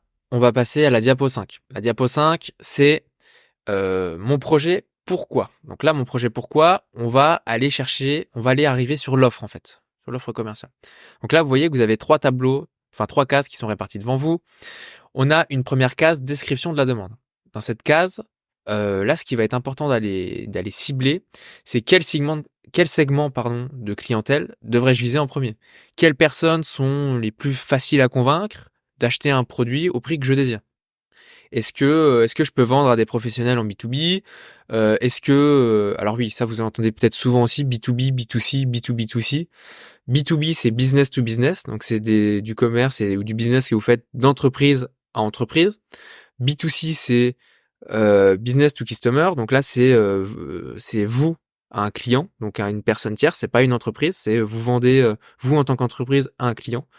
Et le B2B2C, c'est une entreprise qui vend à une autre entreprise qui revend derrière à un client. Voilà, tout simplement. Donc ça, c'est important de se poser ces questions-là pour savoir si vous avez des distributeurs, des grossistes, et si vous devez faire la différence entre vos clients et vos usagers. Parce que vous pouvez avoir certains types de clients, mais que ce soit pas vos usagers et ceux qui utilisent votre produit en final. Si vous vendez votre fromage à Leclerc, votre fromage de chèvre du Larzac à Leclerc, votre client c'est Leclerc, mais vos usagers ce sont les clients de Leclerc. Donc ça, faut faire très attention là-dessus parce que ça peut ne pas combler le même besoin et le même manque, et le même persona que vous venez de confronter juste avant. Donc là, principalement, ce que je veux dans cette partie-là, dans cette case-là, c'est que vous identifiez les acheteurs, les utilisateurs finaux et les prescripteurs. Qui est-ce qui peut vendre en plus de vous votre produit? Qui est-ce qui peut prescrire votre produit, parler de votre produit, etc. Ça va vous permettre ensuite de les cibler et de pouvoir les contacter pour leur parler de votre projet. Ou d'aller chercher des futurs acheteurs, des futurs clients, ceux qui vont les utiliser aussi. Donc faites bien attention, hein, je vous ai dit, hein, les acheteurs, c'est pas forcément les utilisateurs finaux. Donc pensez à bien faire la différence là-dessus et à bien réfléchir là-dessus. Sur votre projet, ouais. Ensuite, on va passer dans la case qui est juste à droite, la phase de description de l'offre concurrentielle. Donc, c'est comment les gens font pour satisfaire leurs besoins aujourd'hui, donc sans vous, et quels produits sont similaires ou substituts, des produits de substitut existent actuellement sur le marché. Donc, qu'est-ce qui existe aujourd'hui? Si je fais du fromage des chèvres du Larzac, ça se trouve, il n'y a pas que moi, en fait. Il y a peut-être un autre producteur de fromage de chèvre du Larzac qui est installé à 5 km de moi. Ça, c'est super important de le savoir pour savoir un peu comment lui il se positionne sur ses prix, sur son commerce et à qui il vend. Vous pouvez peut-être vous inspirer de cette personne-là pour vendre de la même façon que lui. Parce que s'il y a un marché, s'il y a des gens qui se mettent dans cette niche-là, de dire je produis du fromage du Larzac, c'est qu'il y a des gens qui aiment acheter du fromage du Larzac, de chef du Larzac. Cet exemple me fume, mais désolé. Bon, c'est un truc que tout le monde comprend, c'est assez simple. Et l'idée, c'était de simplifier au maximum tout ça. Donc, on restera avec le fromage de chèvre du Larzac jusqu'au bout. Désolé pour ceux qui aiment pas ça. Donc voilà. Donc là, dans cette case 2, c'est vraiment décrire l'offre, d'écrire qu'est-ce qui existe déjà. Et là, je veux pas que vous marquiez dedans Leclerc, machin, machin, machin. Je veux que vous me disiez, ok, bah il y a Leclerc qui a des services de producteurs, enfin qui a des fromages de producteurs qui sont un tel, un tel, un tel, un tel. En général, si vous pouvez plus préciser ça après derrière, en mode, bah, leur fromage de producteur du Larzac, ils le vendent tant, ils le vendent tant, ils le vendent tant. Ça peut être les personnes sur les marchés, ça peut être les vendeurs itinérants, ça peut être ceux qui font du porte-à-porte, ça peut être une boutique e-commerce qui vend du fromage de chef du Larzac. Vous voyez, il y a plein de façons. Et du coup, c'est très important de comprendre ça dans sa globalité pour pouvoir vous, derrière, vous positionner et positionner votre offre. Et c'est d'ailleurs ce sur quoi on va embrayer tout de suite, c'est la description de votre proposition de valeur dans la case juste en dessous, la case 3, la grande case tout en longueur. Et là, c'est qu'est-ce que vous faites de différent? Qu'est-ce que vous faites de mieux? Qu'est-ce que vous faites de moins cher par rapport à ce qui existe déjà? Quel est mon principal atout? Quelle est ma proposition en termes de fonctionnalité? Est-ce que mon fromage, il va avoir, je sais pas, des petites herbes de Provence en plus pour lui donner un goût particulier? Vous voyez, c'est ce genre de choses-là qu'il faut mettre là-dedans parce que c'est ce qui va vous différencier, ce qui va vous permettre de communiquer dessus après et de vendre votre produit et de concurrencer les offres qui existent déjà sur le marché. Donc, ça peut être aussi des éléments créateurs de valeur pour mes clients potentiels. Qu'est-ce que je vais leur apporter en plus? Est-ce que je leur apporte une petite notice qui montre, je sais pas, comment les agriculteurs se rémunèrent? Est-ce que je leur apporte une petite photo en plus sur le fromage de la chèvre qui a produit leur fromage? Voilà, ça peut être ce genre de choses. Comment je me positionne par rapport à la concurrence? Quelle image je souhaite véhiculer? Quelles sont mes valeurs ajoutées par rapport à un autre fromage classique? Est-ce que mes herbes de Provence ajoutent, par exemple, je sais pas, des vertus sur ma santé et augmente ma capacité de concentration? Je sais pas, hein, je dis comme ça. Mais ça peut être ça, et ça peut être des choses qu'il faut que vous marquiez là-dedans. Donc ça, c'est une étape super importante. Donc revenez en arrière sur le podcast, réécoutez bien toute cette étape, les différentes choses qu'on se demande ici. C'est d'écrire qu'est-ce que votre produit a en plus du reste, qu'est-ce que vous voulez que votre produit ait en plus du reste. Voilà. Donc ça, vous prenez aussi quelques minutes dessus pour bien bosser dessus. Ensuite, quand c'est fait, vous allez sur la diapo suivante, diapo 6, mon projet fait quoi? Donc là, ça va être le moment où on va décrire plus en détail ce que vous faites avec votre projet. Donc là, comme vous le voyez, c'est quelles sont les activités clés du projet ou de l'entreprise en devenir. Recherche et développement, production, vente, faire de la prospection, par exemple, comme il y a rentré dans ce tableau. Donc, quelle est votre activité principale? Moi, mon activité principale en tant que producteur de fromage de chef du Larzac, ça va être de produire du fromage, créer du fromage, fabriquer du fromage. Donc là, dans l'activité, je vais mettre fabriquer du fromage. Ensuite, donc là, alors vous pouvez avoir une activité, vous pouvez en avoir plusieurs. Le tableau est grand, vous pouvez l'expliquer, vous pouvez expliquer en long, en large, en travers ce que vous voulez faire. Plus vous êtes précis, mieux c'est. Mais apprenez à bien différencier les différentes activités, parce que c'est super important. Il faut que vous compreniez quelles sont les différentes activités dans votre entreprise pour pouvoir derrière en parler et aller chercher des réponses très terrain sur ces problématiques-là. Ok, je veux faire du fromage de chèvre, il va me falloir un investissement sur des lignes de production, etc. Et c'est d'ailleurs là la case numéro 2, ressources, qui est juste devant. Quelles sont les ressources humaines, techniques, financières nécessaires à chacune de ces différentes activités? Donc là, par exemple, il va me falloir 2 personnes. Une personne qui traite les chèvres et une personne qui transforme le fromage, enfin le lait en fromage. Et ça, donc vous pouvez en rajouter. Donc il va me falloir une ferme, il va me falloir un troupeau, il va me falloir un parc de tant d'hectares, etc., etc. Donc là, il vous faut que vous mettiez vos ressources. C'est super important parce que ça va vous permettre aussi de dimensionner votre projet et de savoir ce qu'il faut dedans en fait comme ressources et ce dont vous allez avoir besoin comme investissement pour faire votre activité. Ensuite, dans la rubrique, enfin pas dans la rubrique, dans la partie 3 de ce tableau, donc tout à droite, résultats et objectifs, là, c'est quels sont en fait les résultats attendus. Là, on va vouloir des objectifs numéraires, donc vous allez me mettre un chiffre sur qu'est-ce que vous voulez faire. Pour notre élevage de chèvres, par exemple, la première année, vous pouvez dire, première année, je veux qu'on ait produit tant de fromages. Je veux qu'on ait produit 1000 fromages. Voilà, première année, on va produire 1000 fromages, on va vendre 1000 frometons. Ça va être énorme. Le mieux, c'est de pouvoir échelonner ça. Donc vous pouvez faire une première ligne en disant premier 3 mois, on va faire tant de fromage, ensuite les 3 d'après et les 6 d'après, par exemple. Plus vous échelonnez, plus vous avez une vision sur ce que vous faites en détail. Et c'est important. Et c'est important. Donc voilà sur la partie 4. Maintenant, on va passer. Donc c'est pareil, vous prenez du temps là-dessus et vous me faites ça petit à petit. Toujours important. Que vous le fassiez en même temps et qu'on avance ensemble sur cette démarche idéo. Étape suivante, pardon.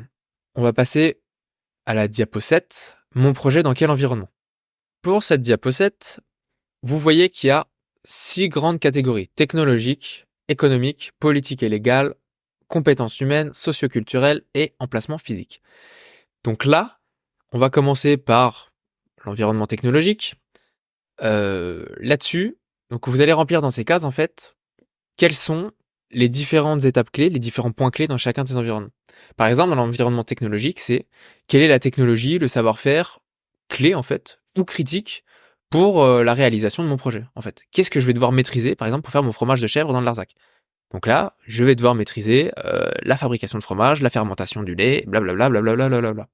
Ça, c'est super important. Si vous faites du conseil, je vais devoir maîtriser l'aspect technique pour pouvoir conseiller et recommander à mes clients. Je vais devoir maîtriser des logiciels techniques pour pouvoir faire des recommandations, des estimations à mes clients. Au niveau économique, donc là, ça va être quels arguments en fait je peux donner pour dire que le marché est dynamique. Qu'en est-il des barrières à l'entrée, du dynamisme des investissements, du pouvoir de négociation des clients, des fournisseurs, etc. Donc là, je sais que au niveau économique, c'est un peu chaud, parce que quand t'es agriculteur, tu roules pas sur l'or. C'est difficile parfois de s'installer dans certaines régions. Avoir un troupeau et élever son troupeau, ça coûte un peu cher. Va falloir que je sois à l'équilibre financièrement, etc., etc. Donc là, vous avez de quoi mettre. Quels sont les arguments économiques qui peuvent vous freiner ou accélérer votre développement? Donc ça, c'est super important d'avoir ces arguments-là. Donc ça, vous les aurez peut-être pas forcément de tête comme ça. Si vous les avez pas de tête, c'est pas grave.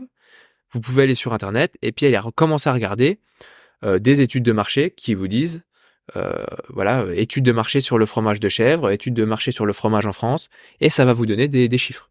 Et dans l'économique, il y aura potentiellement des chiffres qui vont vous dire le fromage se vend plus 15% chaque année parce que les Français sont de plus en plus addicts au fromage. Ça, c'est un indicateur économique. Parce qu'il y a un marché qui augmente de 15% chaque année. Donc, vous avez de la place pour aller dedans. Donc ça, c'est pour l'environnement économique. Ensuite, l'environnement politique et légal. Donc, y a-t-il des contre-indications politiques ou juridiques contre mon activité? Donc, est-ce qu'il y a des choses qui viennent interdire le fromage de chèvre pour une raison X ou Y? Ça peut être une loi qui passe et qui dit le fromage de chèvre, c'est nocif pour l'homme. Ça, c'est tant pis. Et là, vous découvrirez que, tant pis, le projet peut pas se faire. Mais en général, il y a des lois aussi qui favorisent le développement de mon activité et des lois ou des normes en tout cas qui sont que tu dois considérer pour monter un projet. Typiquement, si tu fabriques du fromage ou autre, tu as des normes d'hygiène à respecter. Tu peux pas vendre du fromage n'importe comment comme ça. Il faut que ton fromage soit fait dans des conditions et dans des normes européennes ou françaises. Et d'ailleurs, voilà, c'est la même chose, grosso modo. Donc, on va pas rentrer dans le détail, mais grosso modo, voilà, c'est ça. C'est d'avoir ces idées-là sur est-ce que au niveau politique, juridique, etc., j'ai des choses qui me couvrent, qui vont dans mon sens ou qui me vont pas dans mon sens. Emplacement suivant, donc compétences humaines, environnement humain. Donc là, est-ce qu'il y a une compétence en fait qui est clé dans mon activité, qui est chère, qui est difficile à trouver, à fidéliser? Est-ce qu'un fromager c'est super dur à trouver? Est-ce qu'un développeur web c'est difficile à trouver? Est-ce que l'ingénieur qui maîtrise la fusion nucléaire c'est compliqué à trouver? Ça c'est important de le savoir parce que ça va vous donner un peu des indications sur comment vous allez devoir aller recruter derrière, les efforts que vous allez devoir faire, etc. Ça va bien prendre en compte aussi. Et quelles sont les ressources humaines les plus critiques de mon organisation. Si effectivement je suis pas agriculteur et que j'ai pas de chèvre, derrière je peux pas faire mon fromage, vous voyez.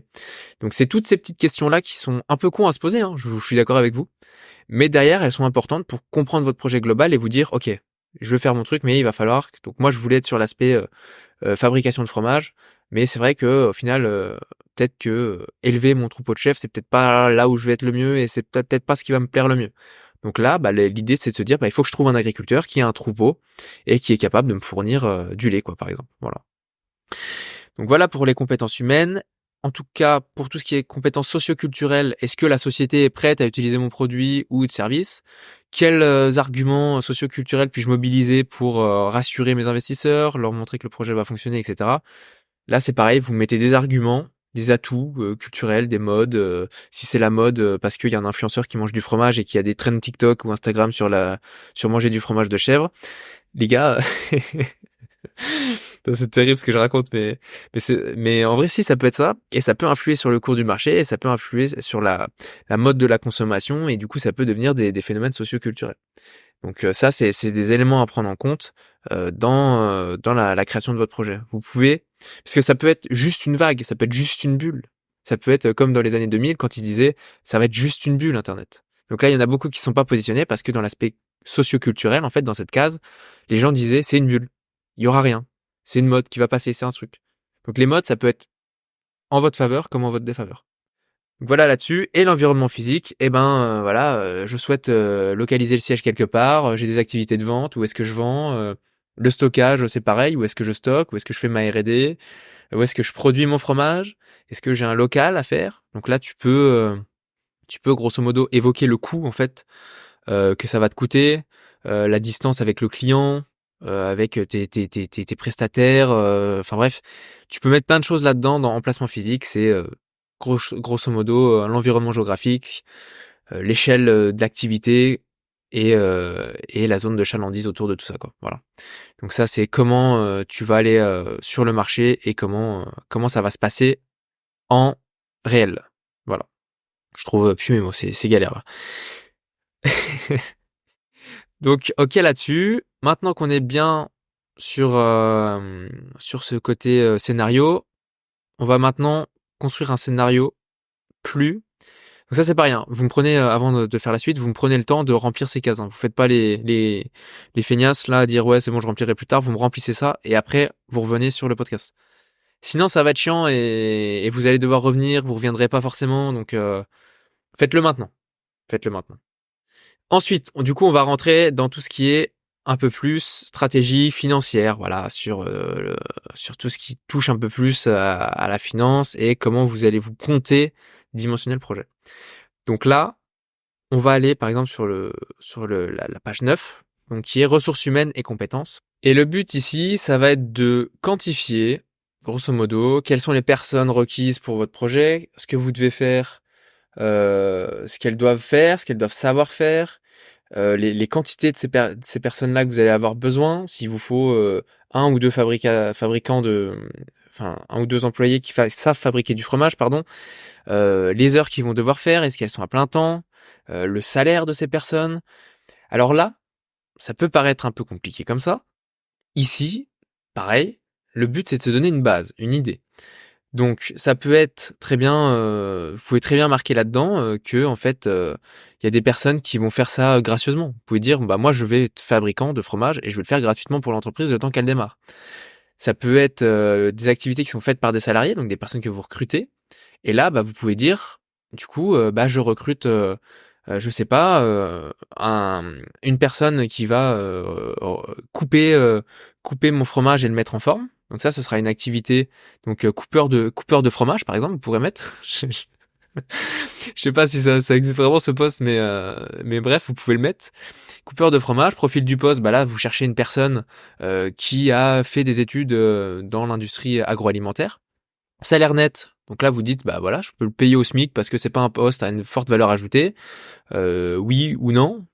Donc ça, c'est vous qui décidez et qui estimez un peu les coûts qui vont rendre ou pas attractive votre entreprise aussi, hein, au niveau des salaires.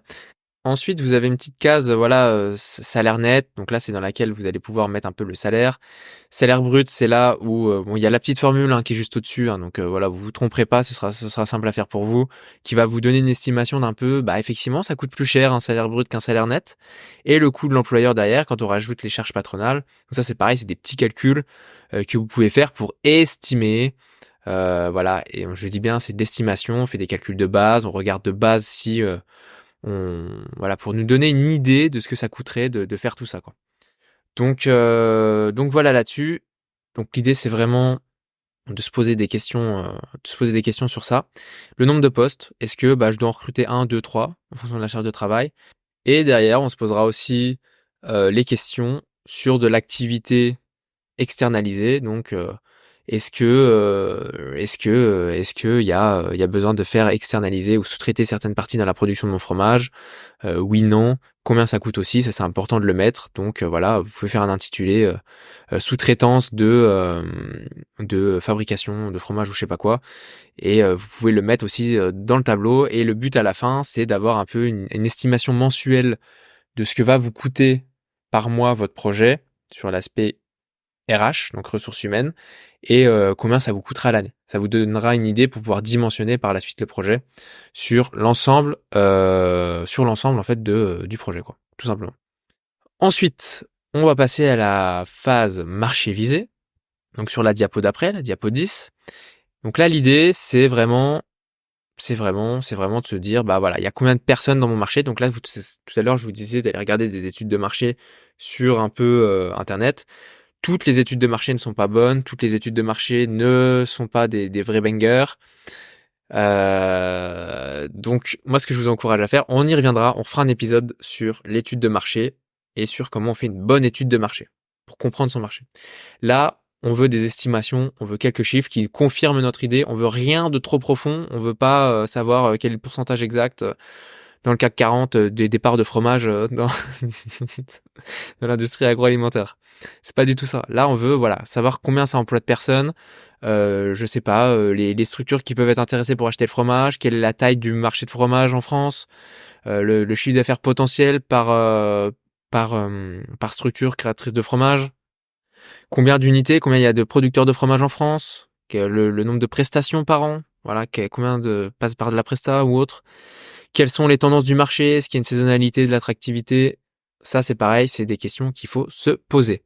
Ça c'est pareil, hein, vous voyez sur le document, il y a quelle tendance du marché, quelle saisonnalité, quel montant, panier moyen des clients. Ça, c'est pareil, c'est des questions assez précises, mais plus vous avez de données là-dedans dans le marché visé, plus ça vous permettra de pouvoir donner des prix sur ce que vous faites et combien vous vendez votre fromage, etc. Donc c'est intéressant aussi. C'est intéressant aussi. Ensuite, au niveau de votre produit et de votre service, donc là, ça va vraiment être une petite liste que je veux que sur le bas de cette diapo 10 que vous me fassiez, c'est vraiment quel intérêt, caractéristiques, valeur ajoutée, avantages, plus-value du produit, service par rapport à la concurrence, quel prix, quelle marge, quelles évolutions.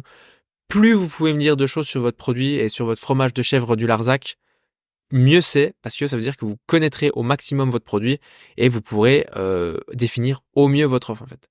Donc c'est pareil, hein, comment vous le produisez, est-ce que vous le produisez en local, est-ce que vous avez acheté une petite machine pour le produire, est-ce que c'est fait par vous, est-ce que c'est fait par d'autres, est-ce que vous avez une marge suffisamment importante, est-ce que c'est intéressant pour vous ou pas. Vous voyez, ce genre de choses, ça c'est très très très intéressant. C'est très très très intéressant. Donc voilà pour cette diapo 10, pareil, vous prenez le temps de le faire et on se retrouve derrière tout de suite pour enchaîner sur la diapo 11 où là, dans cette diapo 11, le but, ça va être de réfléchir un peu à sa stratégie concernant son marché. Donc quelle est la menace des produits de substitution, quelle est la menace des nouveaux entrants, quel est le pouvoir de négociation des fournisseurs, quel est le pouvoir de négociation des clients. Donc ça, hein, c'est principalement, si vous connaissez un peu en commerce, etc., c'est grosso modo se poser les questions des 5 forces de porteur. Quels sont les environnements extérieurs sur mon produit qui exercent une pression dessus ou pas. Et l'idée ici, c'est de se dire en fait, comment on peut faire face au marché et à ces pressions. Donc fournisseurs, concurrence, clients, produits de substitution, nouveaux entrants, etc. Donc c'est quelle stratégie de protection intellectuelle, par exemple, on peut mettre en place, que ce soit sur du brevet, des marques, dépôt de modèles, je sais pas, du secret industriel, du droit d'auteur, etc. Quelle stratégie de veille technologique on peut mettre en place, quelle stratégie de veille concurrentielle ou d'intelligence économique on peut mettre en place, et est-ce qu'on peut faire, je sais pas, des contrats, établir des accords pour sceller en fait des alliances, célébrer des alliances aussi. C'est ça les questions à se poser. Donc, si par exemple, là on va se donner un exemple, je vais vous faire un exemple sur les nouveaux entrants. Il y a des nouveaux entrants sur le fromage de chèvre du Larzac. Je me suis installé dans ma petite installation. Voilà, j'ai quelques chèvres et là, je vois qu'il y a un nouvel entrant qui a 200 chèvres de plus que moi, donc qui produit plus que moi de fromage. Ça, c'est une menace qui est plutôt intense parce que il vient dans le même coin que moi, il a grosso modo les mêmes caractéristiques sur son produit. C'est chiant, c'est chiant. Par contre, effectivement, il n'y a pas beaucoup de terres disponibles autour enfin dans le Larzac, donc du coup, il va devoir payer énormément à l'entrée pour pouvoir se procurer une terre, un troupeau, etc. Donc, il va peut-être y avoir une barrière à l'entrée. Donc, au niveau de l'intensité de la problématique sur le marché, on pourrait mettre ça à dire que c'est moyen parce qu'il y a des grosses barrières à l'entrée pour lui pour se positionner en tant que vendeur de fromage de chèvre du Larzac parce qu'il y a des gros investissements financiers à faire et moi j'ai pas eu à les faire par exemple ces investissements financiers. Par contre, il produit le même produit que moi donc au niveau des produits de substitution, c'est chiant parce que là effectivement il donne il fait les mêmes produits que moi, c'est la même herbe elle est faite à 500 mètres de chez moi. C'est compliqué. Donc là, effectivement, au niveau de l'intensité, on est à 5. Donc pourquoi on se dit ça? C'est parce que du coup, je peux peut-être protéger ou innover sur comment je peux contrer ça, pardon. Comment je contre en fait tout ça? Parce que ce truc de identifier la concurrence et ces forces-là qui viennent jouer sur notre activité, c'est de chercher des contre-arguments à ça en fait. C'est ça en fait. C'est là, il y a une forte intensité là-dessus de concurrents qui arrivent sur le marché, etc. Comment moi je fais pour être différent de ces concurrents et pour garantir mon activité et ne pas qu'elle coule en fait. Et là, on peut se protéger, on peut faire des brevets, des secrets de fabrication, développer des recettes particulières sur notre fromage et tout ce genre de choses. Donc ça, c'est super important de passer du temps sur sa stratégie ici et de prendre le temps de se dire on met en place des solutions pour contrer ce qui peut arriver parce qu'on en a conscience. Ça, en fait, cette partie, elle sert à vous faire prendre conscience des menaces, en fait, qui planent sur vous, qui peuvent vous tomber dessus du jour au lendemain. Mais c'est pas grave parce que vous aurez déjà réfléchi à des problématiques. Et ça, voilà, des fournisseurs, c'est pareil. Je me positionne, je sais pas. Enfin, je vais pas vous redonner d'autres exemples. On va rester sur le fromage de chèvre du Larzac. Mais grosso modo, j'espère que vous avez compris cette partie parce que c'est là un peu la partie stratégie concurrence. C'est un peu une partie compliquée. C'est là où il va falloir prendre du temps pour réfléchir et une partie sur laquelle il va falloir prendre du temps pour trouver les bons arguments à ces différents acteurs et ces différents points d'entrée. Ça, c'est vraiment une partie très importante. Mais rassurez-vous, voilà, l'idée là, c'est encore une fois de pas d'avoir quelque chose de parfait. On reviendra dessus sur tout ce qui est études de marché pour comprendre la concurrence, etc. dans un épisode qui sera bien dédié. Là, je veux une base. Voilà, je vous le redis pour la 70e fois de la vidéo. Le but, c'est d'avoir une base et que vous puissiez comprendre un peu qu'est-ce qui risque de vous tomber dessus et qu'est-ce que vous avez comme idée pour l'instant pour contrecarrer ça. Voilà, c'est ça la partie stratégie concurrentielle. C'est comprendre ce qui se passe et essayer de le prévoir. Donc ça, pareil, vous prenez le temps de le faire et ensuite on arrive diapo 12. Diapo 12 sur tout ce qui est stratégie envisagée au niveau financier là sur cette partie. Donc au niveau de la stratégie financière. Là, l'objectif, ça va être de déterminer un peu qu'est-ce que vous voulez atteindre comme chiffre d'affaires. Parce que juste avant, vous avez fait les estimations un peu de ce que ça vous coûtait en personnel, en ressources ou en autres sur les diapos précédentes. Donc là, ça va être de vous dire, ok, j'ai fait les calculs. Par an, j'avais tant de dépenses, juste au-dessus. Donc c'était dans la page, c'était la page 9 au niveau de l'intitulé des postes, etc. Voilà, vous avez mensuellement et annuellement ce que ça vous coûte. Et est-ce qu'on l'avait remis au-dessus? Tac, tac, tac. Je regarde en même temps. Mais il faut comprendre aussi dedans. Et dans cette partie-là, ressources hommes, ressources humaines que envisagez, vous pouvez aussi faire des lignes sur grosso modo, voilà, ça sur les investissements physiques peut-être. Voilà, j'ai une idée du troupeau de chèvres. 100 chèvres, ça va me coûter 20 000 euros. Voilà, vous pouvez le mettre là-dedans aussi. C'est pas dramatique pour la structure de la méthode IDEO, c'est pour que vous ayez une idée des investissements nécessaires. Donc du coup, ces idées-là que vous auriez eu avant, ça vous servira dans cette partie-là donc de stratégie financière, de dossier financier, pour pouvoir vous dire derrière, ok, j'ai besoin de tant de financement d'une banque, j'ai besoin de tant de financement de par toutes les dotations financières et gouvernementales que j'ai vues, toutes les subventions qui sont disponibles pour ce secteur d'activité, etc., etc. Ça va vous permettre en fait là de ce qu'on veut ici dans cette partie dossier financier, c'est que vous ayez les idées claires sur ce que ça va vous coûter comme argent et comment vous allez avoir l'argent nécessaire pour financer votre projet. Ça peut partir de rien, hein. Vous pouvez déjà avoir votre ferme et vos chèvres. Donc du coup, vous aurez juste du temps homme, vous qui ne vous payez pas d'ailleurs, voilà, parce que c'est le début du projet, on se paye pas au début des projets, hein, c'est bien connu. Et derrière de pouvoir dire bah ok, j'estime pouvoir me verser un salaire dans un an ou deux, etc. Là, on veut des projections, donc c'est pareil, hein, ça c'est super. On y reviendra dessus. Je ferai, je pense, un épisode. Euh, Bien que je sois pas un professionnel sur l'aspect finance, j'ai quand même des bases et je peux me permettre de vous en parler, de vous dire voilà, essayez de regarder ça avant de financer le projet ou avant d'aller lever des fonds avec Pierre-Paul Jacques. Il y a plein de subventions, il y a plein de petits prix régionaux, de concours auxquels vous pouvez participer pour avoir cet argent pour pouvoir financer votre projet. Donc ça c'est super important aussi. C'est super important aussi. Donc voilà sur la stratégie financière. Bon, en dessous, vous voyez qu'il y a un petit truc montage juridique. Ça, je vous en tiens pas trop compte parce que bon, vous savez pas forcément encore quoi créer au niveau juridique. Peut-être qu'on fera un épisode dessus aussi. Faudrait que je me chauffe parce que je suis pas non plus trop au clair là-dessus sur toutes les différentes formes d'entreprise. Je sais qu'il y en a qui ont des gros plus, des gros moins. Mais ça, voilà, si vous êtes un peu curieux et que vous voulez le faire, ça c'est pareil, vous pouvez vous renseigner rapidement sur Internet. Il y en a pour pas longtemps et grosso modo, il y a des entreprises individuelles, il y a des entreprises où la responsabilité porte sur vous, donc c'est tout ce qui est entreprise individuelle, et il y a des entreprises sur lesquelles la responsabilité porte sur une personne morale qui est l'entreprise et non pas vous. Donc au niveau des risques, vous prenez moins de risques à titre personnel, d'endettement, de juridique, de financier, etc. si vous prenez certains types d'entreprises que d'autres.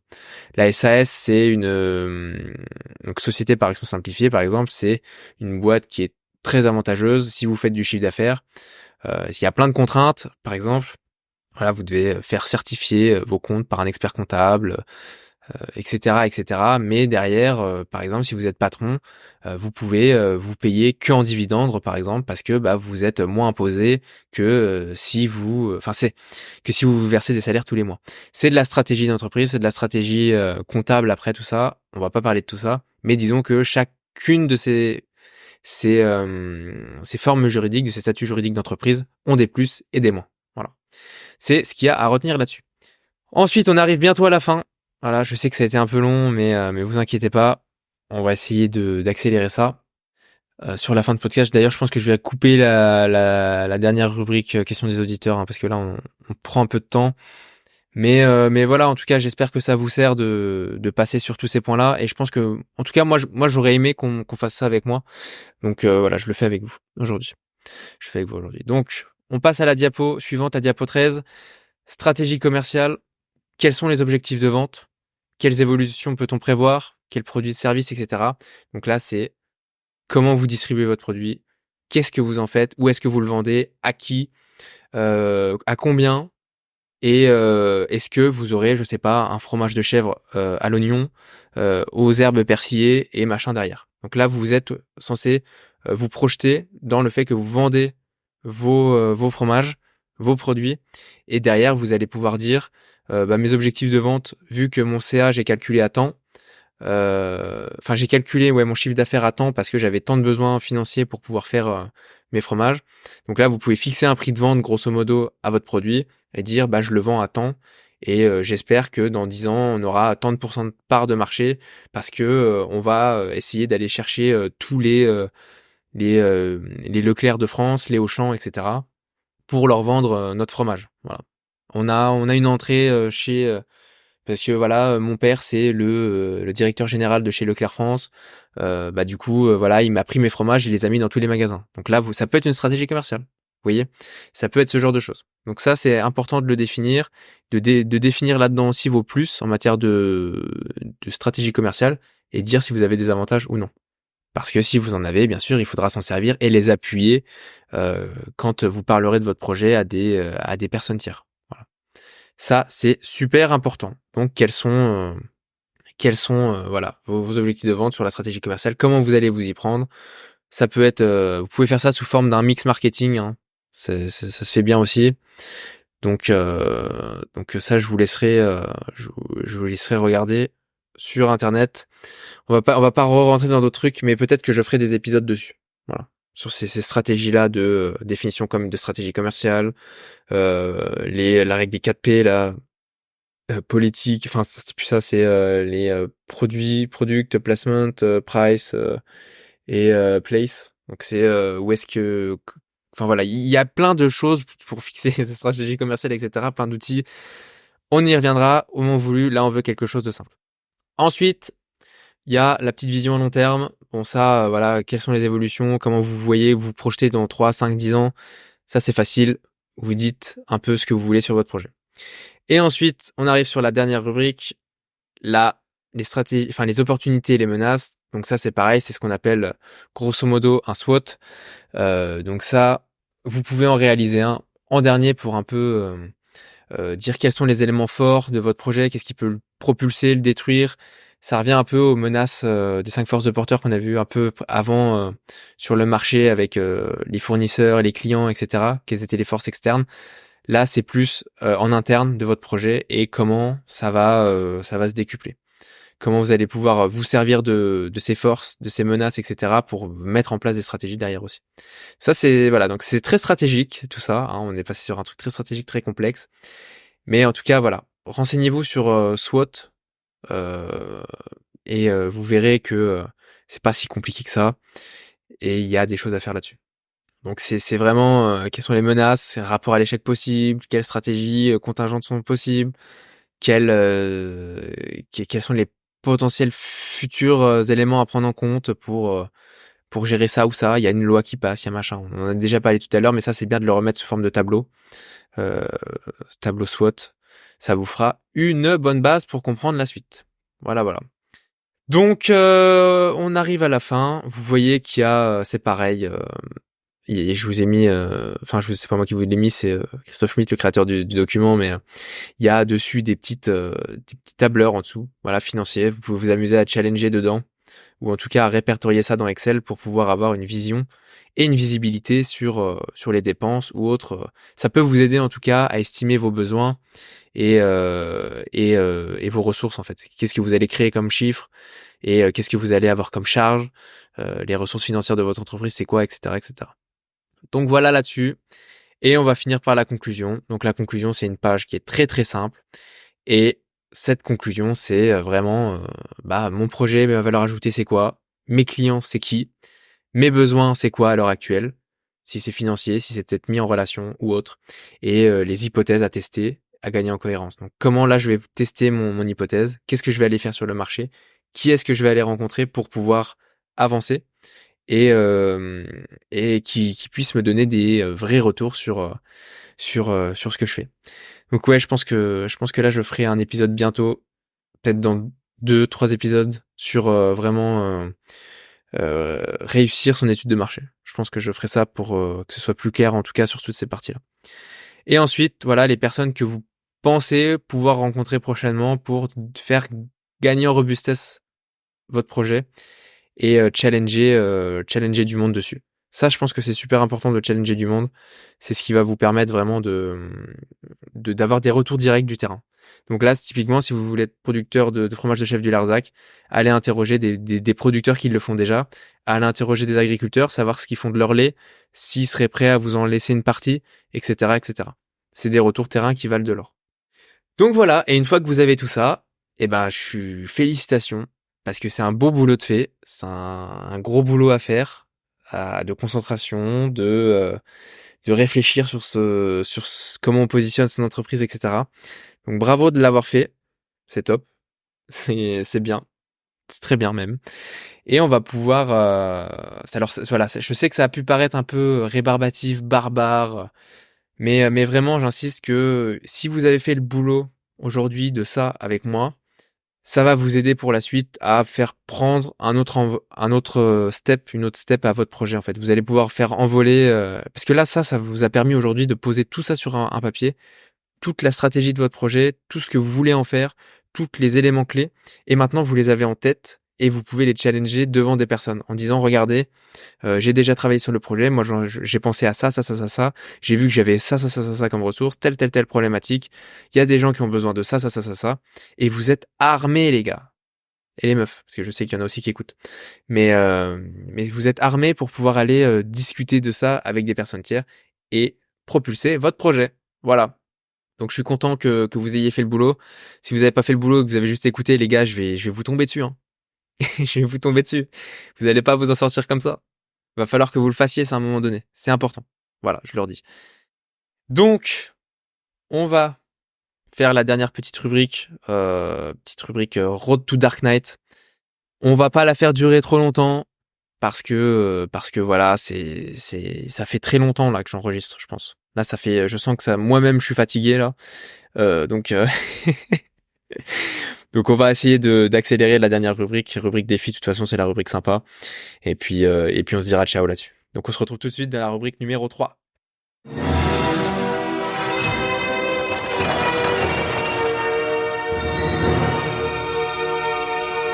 Bon, ok, parfait. Donc là, on va faire dernière rubrique. C'est promis, j'arrête après. Je vais pas vous maintenir en otage. On va faire le point sommeil. En tout cas, mon point sommeil. Parce que voilà, le but c'est, comme je vous l'avais dit, de partager avec vous les hauts et les bas. Donc on va en parler de tout ça. Et si on veut devenir le Batman, il va falloir être très rigide, très bon, très discipliné. Donc grosso modo, mon point sommeil, miséricorde. Voilà, miséricorde, je vous le dis. Ces 2 semaines là, j'ai fait absolument nimp. J'ai réussi à tenir le rythme pendant 1 mois et là avec les grosses semaines que j'ai enchaînées, la semaine d'avant les semaines d'avant, plus là ces 2 semaines un peu en déplacement, en machin à droite à gauche à courir, c'était compliqué et surtout que j'étais pas mal stressé aussi. En ce moment, voilà, dû à la quantité de travail que j'ai et un peu la façon dont j'essaye de challenger mon projet, j'essaye un peu de me projeter dans le futur et tout, donc c'est pas forcément très simple. Donc ça m'empêche un peu aussi de dormir, voilà, je suis un peu occupé. Donc voilà. Un autre problème aussi, c'est que comme on l'avait vu dans le Road to Dark Knight sur le sommeil, c'est que je fais pas d'activité physique en ce moment. Je passe énormément de temps en ce moment derrière les écrans à travailler, à bosser des sujets. Enfin voilà, de toute façon ça ne se fait pas sur du papier ou ou dans la rue comme ça en marchant.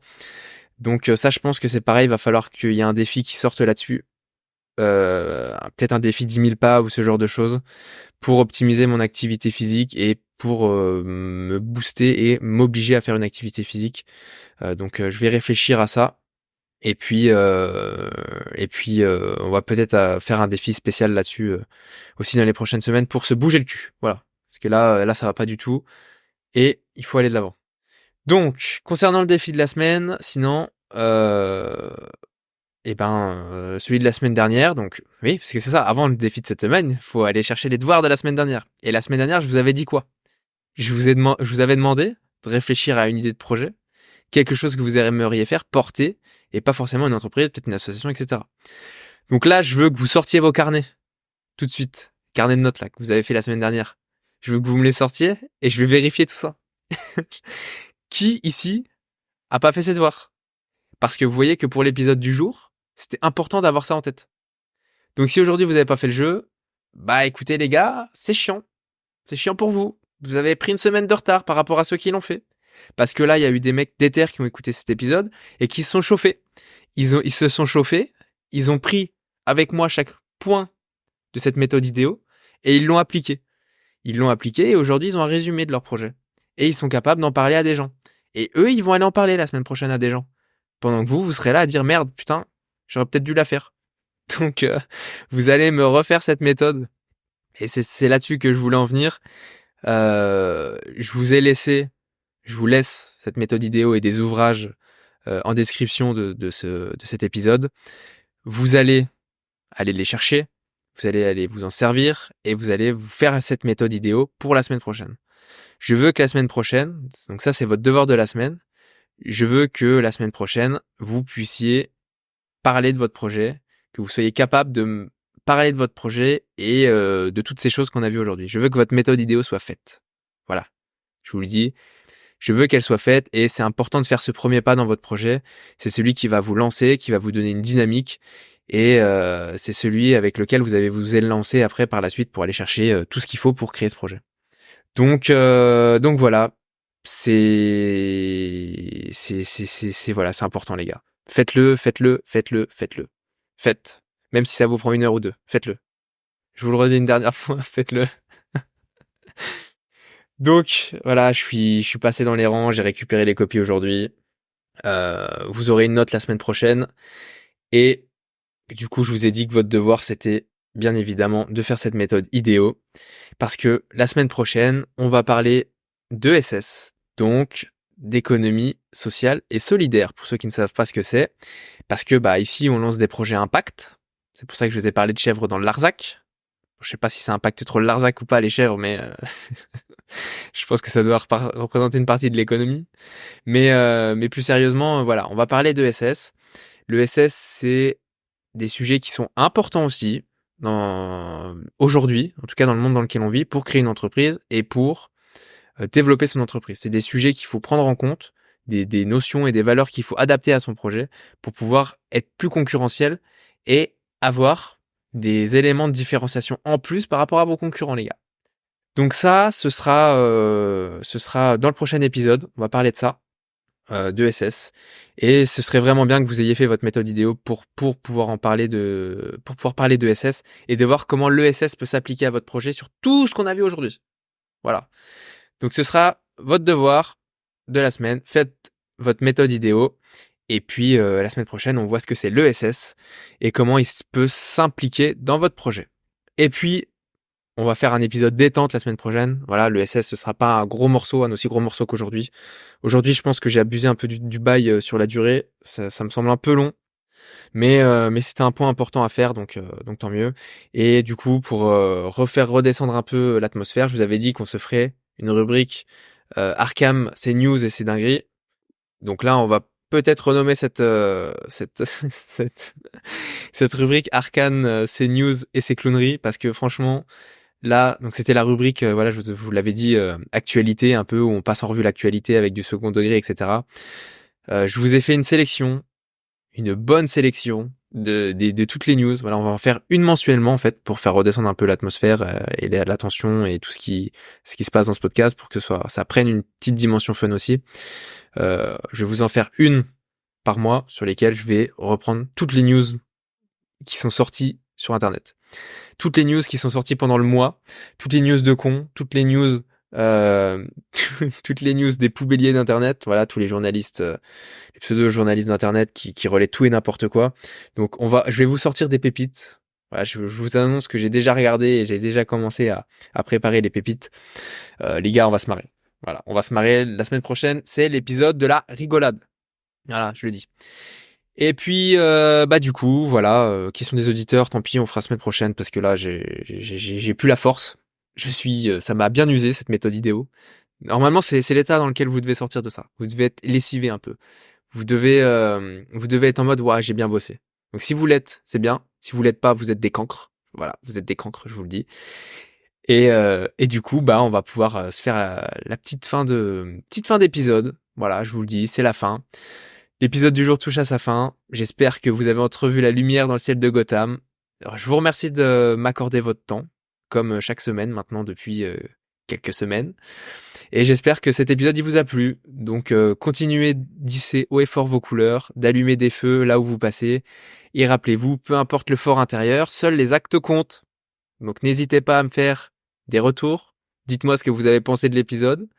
N'hésitez pas à interagir sur les réseaux, allez vous connecter sur Instagram, @labatcave-podcast, le TikTok, YouTube, pour ne rien manquer. Il y aura tout dessus. Et bien sûr, si vraiment ça vous a plu, n'hésitez pas à lâcher une petite notation 5 étoiles. Voilà, ça fait plaisir. J'en profite. Voilà, je vous demande. Ça m'aide à référencer le podcast et à me garder des terres aussi, à créer ce contenu-là chaque semaine. Et puis voilà. Donc sur ce, j'espère que vous avez kiffé. Et puis je vous dis Je vous souhaite une bonne fin de journée et je vous dis à bientôt dans un nouvel épisode de la Batcave. Ciao l'équipe.